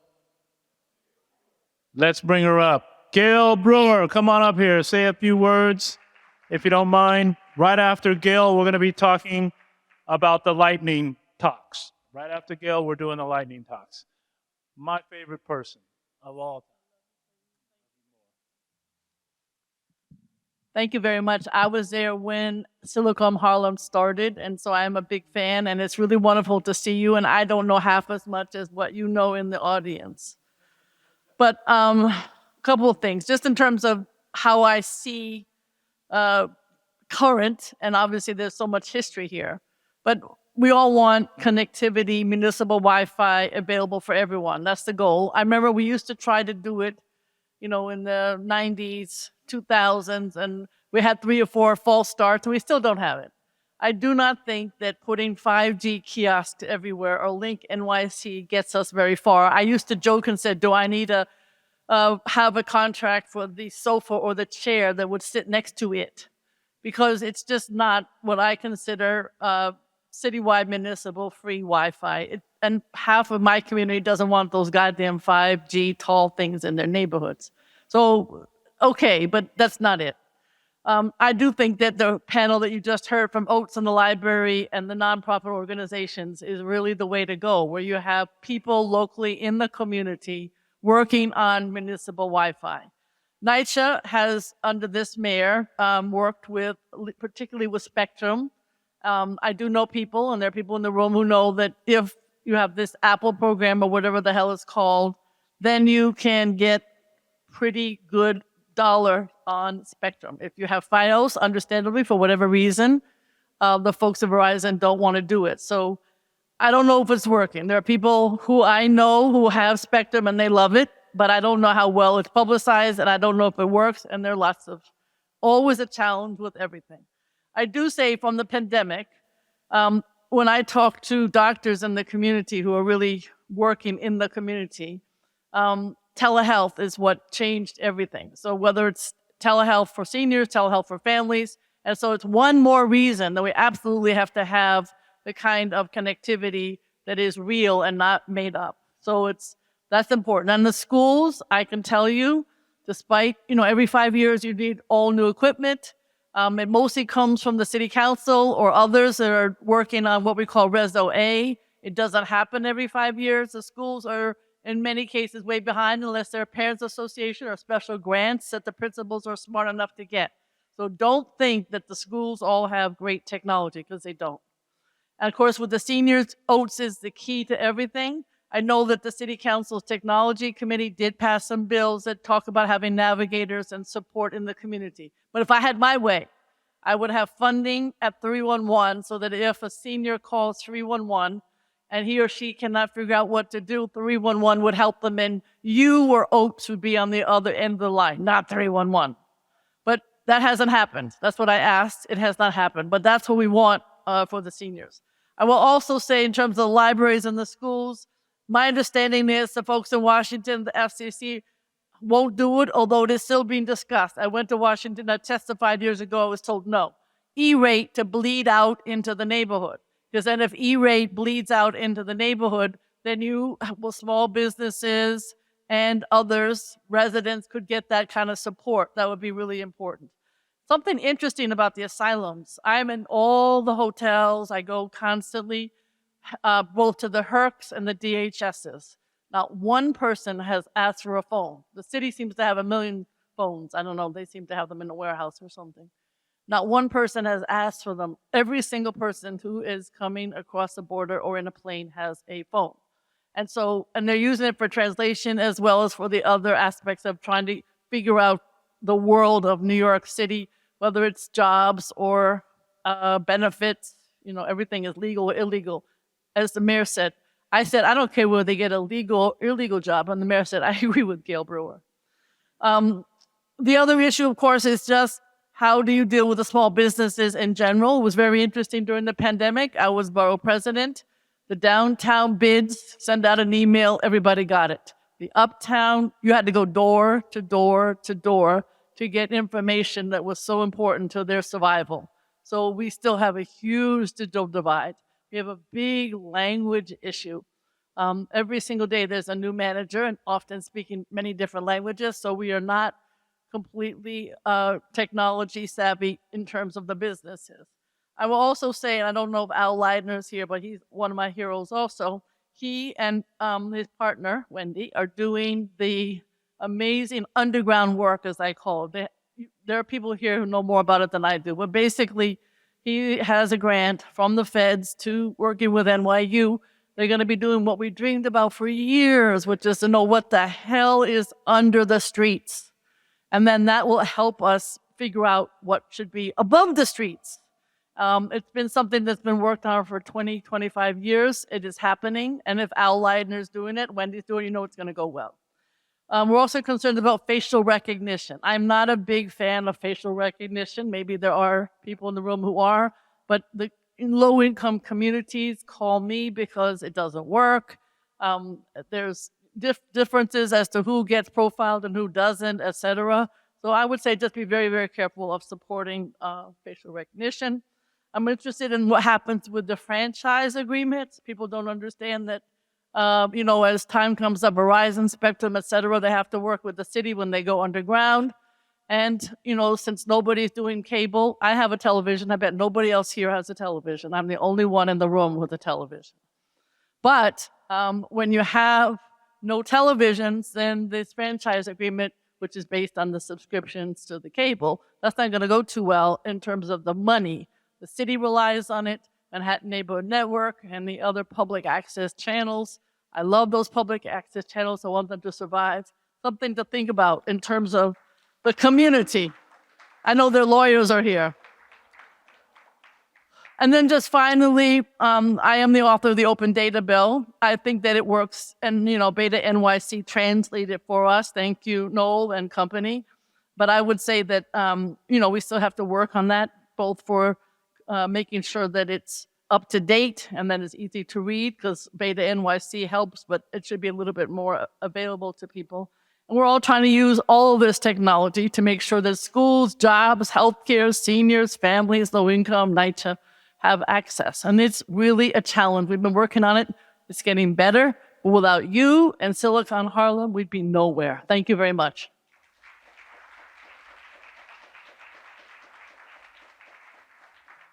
Thank you, Gale Brewer. An awesome person for our beautiful city here. I definitely want to acknowledge the fact that we're moving right into the lightning round. Josh, are you going to come up here and navigate that? So we're going to do that. Right after that, we're doing the breakouts and food. Somebody heard that, right? Food is coming up. So we got that coming up as well. So, Josh? Okay, so we're going to keep it moving. The lightning round. I'm going to ask all of our ISP partners so we can move quickly to come over to this side of the room. We have an order that we're going to go in. I think we used a very complicated AI-powered algorithm to select the order. Tanaya, we pulled from a hat, right? That was the way we did it. But I want to say, really appreciate all of these internet service providers that are working to bring internet service to New Yorkers in a variety of ways, being here today, and all the work they do every single day across the city. We gave them, we're going to be 3 minutes each, and we're going to move it quickly. But here's the thing that I want to say about this, and where we talked and planned with them. They're not here to sell a product, right? the goal of what they're talking about is how they approach partnerships, because ultimately when we're getting people online, that's what it's going to take. It's going to take partnerships. So each one of them is going to talk about how they approach that kind of work. I will run the timer to try and again keep it moving, and ask them to come up to the stage in order. And again, just really appreciate each one of them being here today. And I'm just going to say that their company name and allow them to introduce themselves and the work that they do and how they approach the potential for partnerships. Let's start with Starry.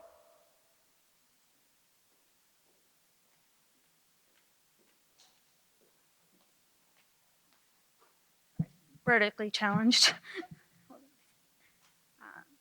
Hi, everyone. I'm Madelaine St. Onge. I'm the Director of Government Affairs and Strategic Advancement at Starry. For those of you who may not be familiar with us, we are an internet service provider who operates across New York City, Manhattan, Brooklyn, Queens, and the Bronx. We're also available across 4 other markets in the United States. That includes Boston, DC, Denver, and Los Angeles. Overall, just a quick overview on a company, and you can take a look at the slide up there too. We're founded on the belief that everyone deserves access to affordable and high quality internet no matter where they live. Our goal is to delight our customers, and we do this through things like offering simple and transparent pricing and high-speed plans, unlimited data, and excellent 24/7 customer support for all of our subscribers. We launched our service in New York City in 2018. And that same year, we also launched our digital equity program, Starry Connect, which offers ultra low cost, low barrier broadband options specifically for families living in public and affordable housing communities. When we kind of started to shape this program, we saw that in our urban areas, primarily where we're providing service, the digital divide disproportionately affected families primarily living in subsidized housing. So we intentionally focused our program on serving that portion of the population to have the greatest impact. Instead of requiring residents to go through individual eligibility requirements to qualify for our low-cost plan, we just partner directly with public and affordable housing owners to offer it across their entire community. And kind of I think that's really important just in terms of how we build trust across these communities. It's really about breaking down some of those barriers that traditionally prevented them from gaining access in the past. The majority of these communities that we work in are either they range from low to middle income communities, and the spectrum of things that residents are worried about home broadband can often be pretty low on the list when you're thinking about things that they deal with, like food insecurity, health and safety issues, financial insecurity, and a myriad of other challenges. And of course, broadband can be a great asset to helping with those challenges. It's often, if it's too difficult to gain affordable access, it often falls by the wayside. So really, that's kind of our first layer in terms of dealing with how to build trust across these communities. And then the second piece is just really putting in the work. Our team makes it if you can go to the next slide, kind of highlight some of this work, but our team makes it a priority to forge very strong relationships with all of our public housing and affordable housing partners, from the property ownership to the tenant leadership to each resident in the community. We're a very collaborative and engaged partner, and in many cases, you can say that a Starry employee is a friendly and familiar face in these communities. It's also how we identify other ways that we can support these communities.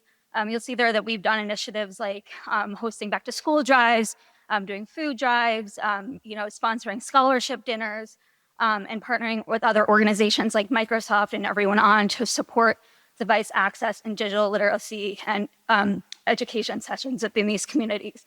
So I think that our kind of whole community approach to working across these communities is really important and help building that trust, and that trust helps increase broadband adoption and adoption of government programs like the ACP.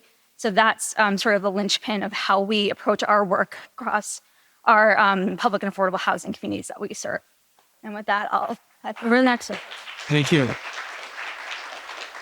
Thank you, Maddie. Again, they give that's the qualification for having the job of running the ConnectALL program is being willing to move ISPs along, but there's so much to share.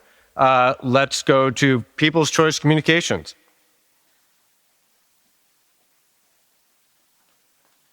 Thank you, everyone. Thank you for allowing me a chance to speak. Thank you, Mr. Banks, also for giving me the invitation. So our company, to briefly go over it, we are a group of IBEW Local 3 members, worked for the cable company Time Warner Cable before Spectrum took over. When Spectrum took over, the workforce ended up going on strike. So the striking workers figured we had to do something different to try to turn things around. So we decided to come up with a plan. As union members do, we banded together and we put together a business plan. The business plan was to have a municipal option where the city could own the cable system. We presented that to elected officials. They liked the plan, but nobody actually took it and moved forward with it. So you said, you know what, we're union workers, let's go to work. We decided to move forward with the plan anyway. So the next phase was People's Choice Communications. The idea was we already know how to build the system. The customers want something different. So let's join together and rebuild the system we built again, this time having the workers and the owners, workers and the customers as the owners of the system. So in doing that, I think it was the 30th year of the strike that the pandemic hit more heavily. And now it was highlighted even more of how many people were without service.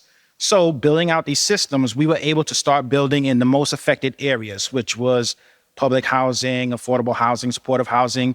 And what picked up and what we were doing were things like Forbes magazine picked up and said we were able to provide service cheaper than tap water.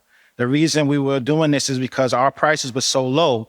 The emergency broadband benefit at the time, we were able to utilize this and able to provide free service for the residents there and continue to build out on that program utilizing those funds.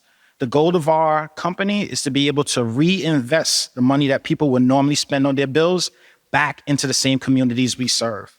If we can do that, we can start to create a socioeconomic change where the money coming in is not just a one-time effect. It kind of re-energizes and feeds the community back over and over again.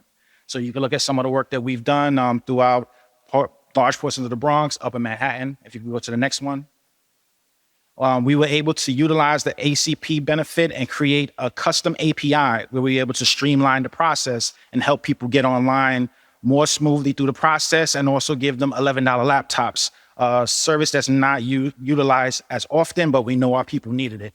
We will also be able to fast forward one of our programs and hire people from the communities we're serving, creating a digital stewardship program so that people there can actually work in the system that they build, and that could kind of start that ecosystem. If you go next. So where we started was from a place where people said that we weren't going to be able to do what we did, and we did it. Where we are now is to try to expand and continue to build and move this forward. As we talk about billions of dollars that are about to come down from the state to feed this, the question is, what are we going to do and how are we going to do this?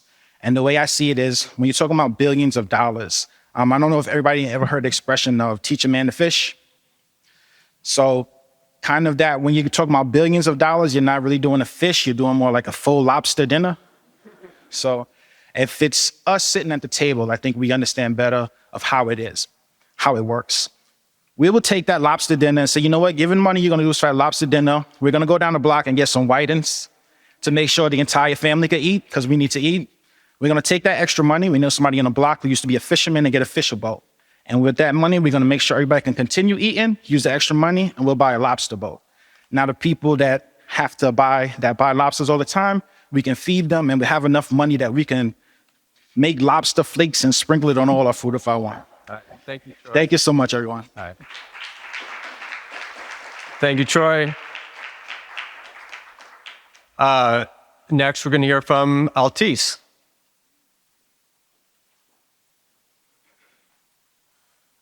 Yeah, thank you, Josh. Thank you, ConnectALL.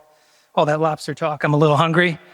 Good afternoon. My name's Chris Breslin. I'm Senior Director of Government Affairs at Altice USA. Just a brief background about Altice. Through our brand Optimum, we offer video, broadband, mobile services to over 1.5 million New York City residents and businesses across Brooklyn and the Bronx. We appreciate the opportunity to speak with you about how Altice, as an ISP serving New York City, is working to build trust with underserved residents and break down barriers to broadband adoption. A central part of ISPs building trust with customers is understanding and meeting the needs. We have found that customers want to stay continuously connected. They want fast and reliable service. And they want obtaining services to be as seamless as possible. By addressing affordability, forming public-private partnerships, and working with community partners, we can address and close gaps in broadband adoption.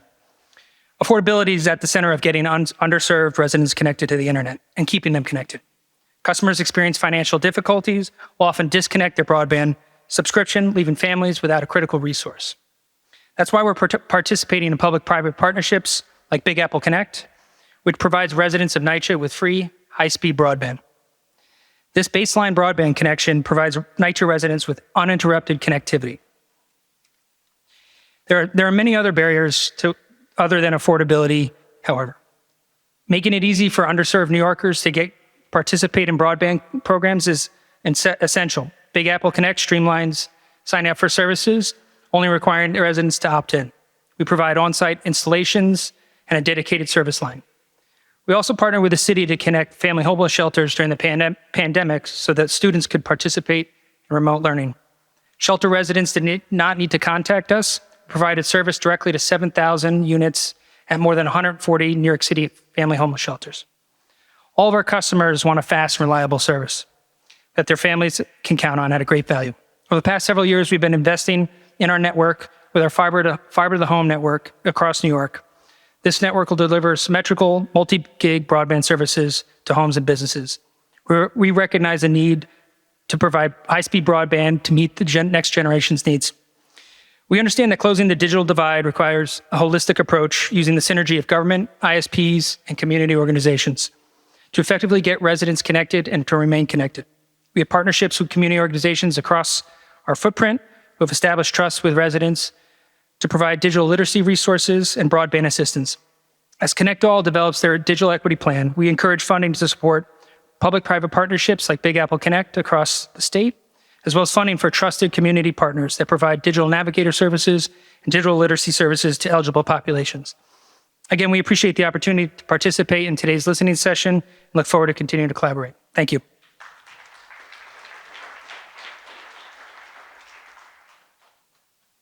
Thank you, Chris. And now we'll hear from Exchange. Good afternoon and good evening, everyone. You see Skywire up there. You're going to be the first to see our new logo. Exchange Telecom, I'm Doug Turtz, I'm the CEO, has been around in New York for 20 years. And we think about things, I think, a little bit differently from the perspective of infrastructure and coverage. We are very much a local company. Our executives are here, our call centers are here, our staging is here. When we go out into community, we reach out to local leaders, to the community leaders, and we want to partner side by side with them to figure out where those gaps exist. We want to talk to New York City and talk to the residents about where the missing areas of connectivity are, and we want to fill them in. We then, of course, have all the programs like ACP, where we do staging, training, have people that speak multiple languages in our call centers with our headquarters in Brooklyn, new office that we're opening in Manhattan as we continue to expand out in the footprint here. We have 25,000 residents. And if you look back to the history of 2002 when Exchange started, it was predicated on underserved and digital deserts. We don't like to say digital deserts anymore because we do think there's some level of connectivity with the great people that are here talking to you tonight. But the question is, how do you make it even stronger? So we look at these zones. We use a lot of combination of fiber and fixed wireless to bring connectivity as far out, as fast out, and as reliably out to our constituents and to our users of our service. In doing so, we believe that this is the kind of connectivity that can be turned up very quickly. The equipment vendors that we have, who we partner with, are lockstep with us in figuring out where we can go next. And that is what we like to do. So we are in the process right now of zoning out all of New York and New York Metro. And I know we've talked today. We have someone from New Jersey here, where I grew up, which is great because we're looking at our next expansion across the river, because we want to bring this same density and this same feeling to the people that we have, where we've turned up Jersey City, we're turning up Newark right now. So these are the places we will serve next as we continue to densify in and edge out. It's really an exciting time. Skywire is a name because we also do business. And the reason I mention that is because our business services are what predicated the resiliency and redundancy within our network.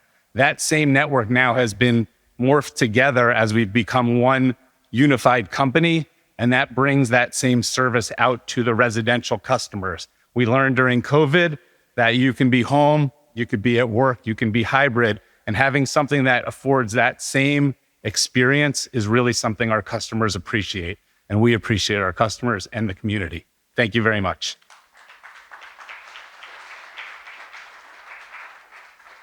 Thank you, Doug. Now we'll hear from Flume.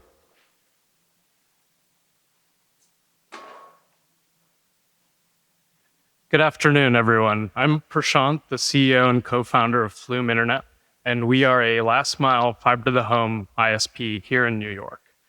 Flume generally uses unused fiber cables or open access networks to deliver fiber to homes across New York City and other cities across the US. We believe that with the new impending infrastructure build, over 20 million homes will be enabled with such open access or unused wholesale fiber opportunities over the next 7 to 10 years. And we see that there's an abundance of fiber in certain areas in New York City and other areas where we will be using our own fiber franchise to build out services. We are a locally based, diverse team who's passionate and has years of industry experience building out fiber in cities across the country. Today, I want to spend a couple of minutes talking about one of our favorite projects. Now, this is a 2-hour case study that I'm going to cram into the next 2 minutes, so bear with me. But for our initial anchor build out, we deployed into about 5,000 NYCHA homes in 2021 over the course of 3 months. This was spurred by the 2020 RFEI that was put out by the city. And for those of you ISP folks who have been trying to deploy into NYCHA and build new infrastructure, we believe that this is warp speed for these kind of projects. The project itself for us had 2 extremely positive vectors of growth.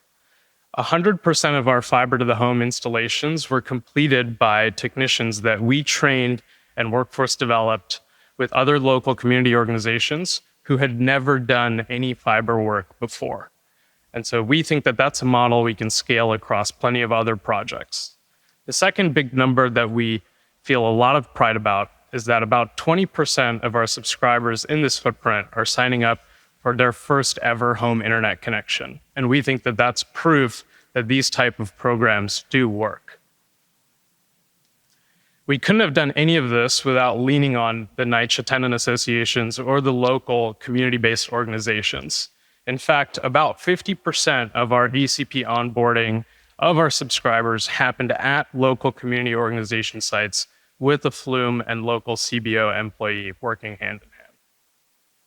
In addition, we had to spend a lot of time investing in digital equity and onboarding. This means multilingual support, as well as even creating email domains for our subscribers so that they could sign up for the ACP process. One of our biggest challenges has been around ACP uptake, and we continue to lean on folks to help us raise awareness from subscribers. Ever since the EBB to ACP transition, we also do see customers sort of ping-ponging back and forth and using the benefit for LTE. And these are all challenges we think we can solve shortly. The project itself for us is a great economic success and continues to be as we have uptake and growth. We believe that with the impending BEAD funding, the barriers to entry for bringing in more options for New Yorkers will be solved, and that more and more of these projects can flourish across the state. Thank you all.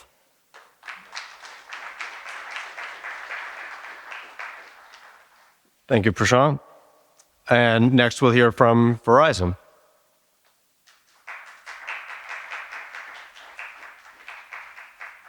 Good afternoon. My name is Tabanya Davis, and I'm Regional Director of Government Affairs and Public Policy at Verizon. This is an exciting time for New York State, having over $1 billion of funding to be able to finally connect everyone who's been unconnected for so long. And Verizon has deep-rooted connections within New York State, from Montauk to Buffalo. We have over 100 years experience in terms of building the best-in-class networks. And particularly for New York City, we're the only provider that has a robust wireless as well as wireline network. In fact, we are 100% built in all NYCHA developments across the 5 boroughs. So given last year's launch of the ACP program, which you guys have heard a lot about today, this allows every resident within NYCHA to have free broadband within Verizon services. What we provide is upload and download speeds at 300 over 300 megabits per services. And we also provide no annual contracts, no hidden fees, as well as no data caps. So currently, the ACP adoption rate is hovering around 40%, which means that there are a lot of people out there that are eligible for this benefit and still not taking advantage.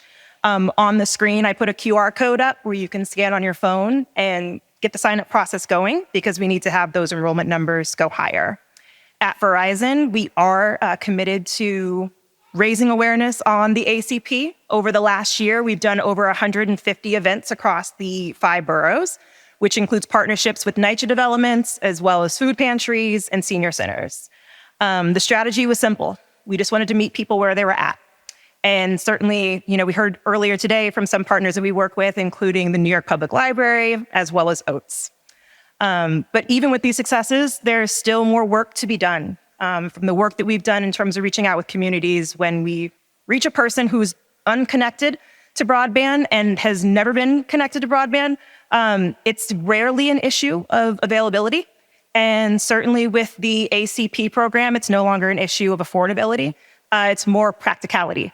So if you've never had broadband before in your home, what's the chance that you have a laptop or a tablet? Very unlikely, and Senator Parker raised this. We agree with him. We believe that the lack of training and devices in homes is a major reason why many New Yorkers are remaining unconnected. And to that end, ultimately, when we're talking about the importance behind broadband, we can make no mistake about it. When we talk about the importance to the city's overall economic development, we're talking about a New Yorker's ability to remote learn, to remote work, to be involved in telehealth. And so it's important just to remember that the internet connection is not the sole solution, because of these all other factors that are so important.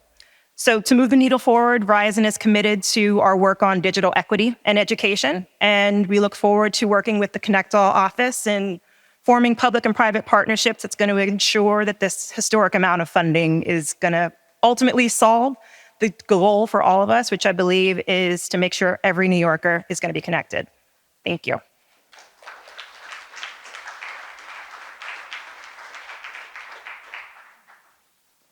Thank you, Tavania. And now we'll hear from New York Public Library.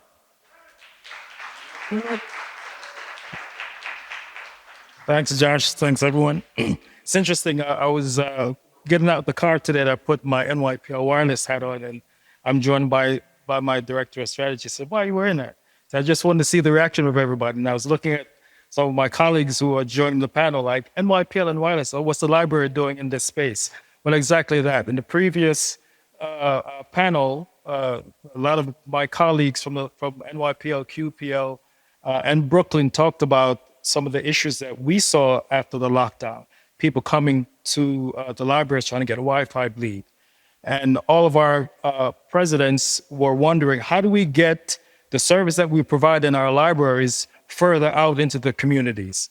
And so I was having a conversation with my peers in Brooklyn and Queens, and they said, well, they're going to go ahead with the Wi-Fi antennas to try to make that stronger. We decided to look at a new technology that's in the cellular space called private LTE or CBRS. And we decided to be able to operate in that space.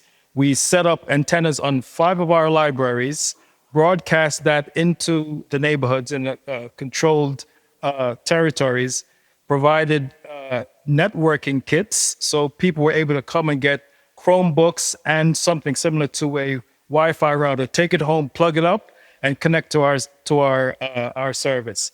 So we did it as a pilot just to be able to determine whether or not it would work. We found that under the right circumstances, we're able to broadcast this reliably. So phase one was a success. We're looking at now phase two, which is to partner with organizations like my colleagues over there at CTNY, Silicon Harlem, and others to actually connect our antennas to affordable housing buildings and actually broadcast the signal directly in those buildings so that New Yorkers won't necessarily have any barriers or obstacles, whether regarding their device, if it's a laptop or a phone. They should be able to see the NYPL wireless signal and get onto it. We're not a direct competitor to the other folks on the panel, primarily because we're even looking to get some of them to use our roofs to broadcast the signal. But we think we're in a space where some of our colleagues talked about issues of privacy. So we don't collect your data. We're not going to give it to anybody. That's just how we roll. We're about collaboration. We're a 125-year-old organization. We do networking. We obviously are into the wireless space, and I think we and the private industry can work together to actually come up with a solution once and for all to a problem that, as many people are saying, it should be a right just to have this, and we're trying to do our part. Thank you.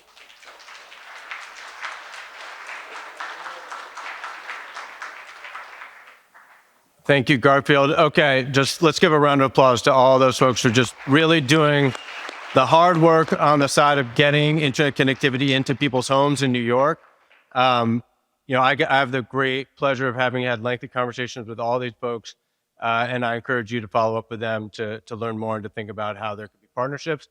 I'm going to hand it back to Clayton to transition to the second half of our program today. Thank you all. One more time for Clayton Banks, our MC. Get out of here. Well, I do have good news. The food is ready, so we're going to ask you to certainly get ready for these oncoming sessions that we want to have with individuals, meaning that we're going to have 3 different areas that we're going to have listening lessons, but you can pick up some food and go to one of those locations. We have our facilitators that are going to be running those 3 areas. So one of the, let me give you the name. So Monique Tate, who's the co-director of Community Tech NY, and it'll be in, Kevin Alexander will be in that same space, President, CEO, Rockaway Development and Revitalization Corps. The second one is going to be moved by Antoinette Gregg, Associate Director, the Knowledge House. I hope you know about the Knowledge House. The Brunch. So, and then Allison Jeffrey, Managing Director of Digital Access Phipps Neighborhoods. Awesome. And the last one will be facilitators by Daniela Castillo, Director, Green Light District, El Puente. And, wait a minute, that's right. And then there's also Gusan Effie, Community Coordinator for the Hunts Point Community Network. So those who can navigate people to the right space, they got to go as quickly as possible. Quickly as possible. Greta, you want to say anything? Greta is like trying to coordinate this. Huh? Okay. Okay, so that's Gayson Effie from the Point CDC. I pronounced it. Gayson is over here. Facilitators, if you could please stand up so that we can. Hand up like that. That's good. Okay. So we got Kevin over here, and he will be with Monique in the green suit. Monique, say hi. They will be in room 205. And then we'll have Antoinette and Allison. Can y'all say hi? In room 206. And then we'll have Danny and Gayson in room 232. So 205 and 206 are upstairs up on the that side of the building. 232 is on that side of the building, and you can get to both through this staircase. So these are all the same breakouts, like you're going to do the same thing in each breakout. So we'll have, if you're sitting on that side of the room, okay, you want to do it here? Here, Alex, please. If you're, see this pillar here? If you're on this side of the pillar, you'll go into breakout room 205. So remember that. You are all 205. If you're in the center of the room between these two pillars, please go to breakout room 206. Remember that you are 206.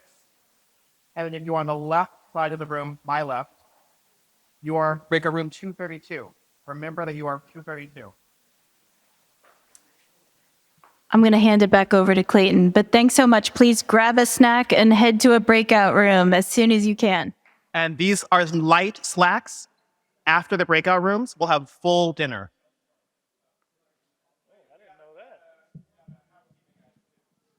Okay. Come over here, Josh. Come on. All right, someone's double parked outside. Got to move your car, or you're going to get a ticket, and you can't do anything but pay it by internet. So anyway, go get your car, move that out.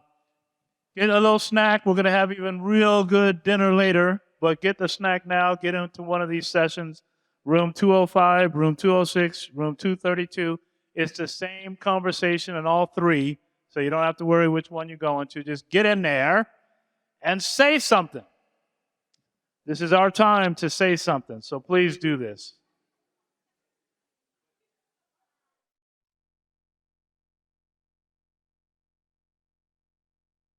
Ladies and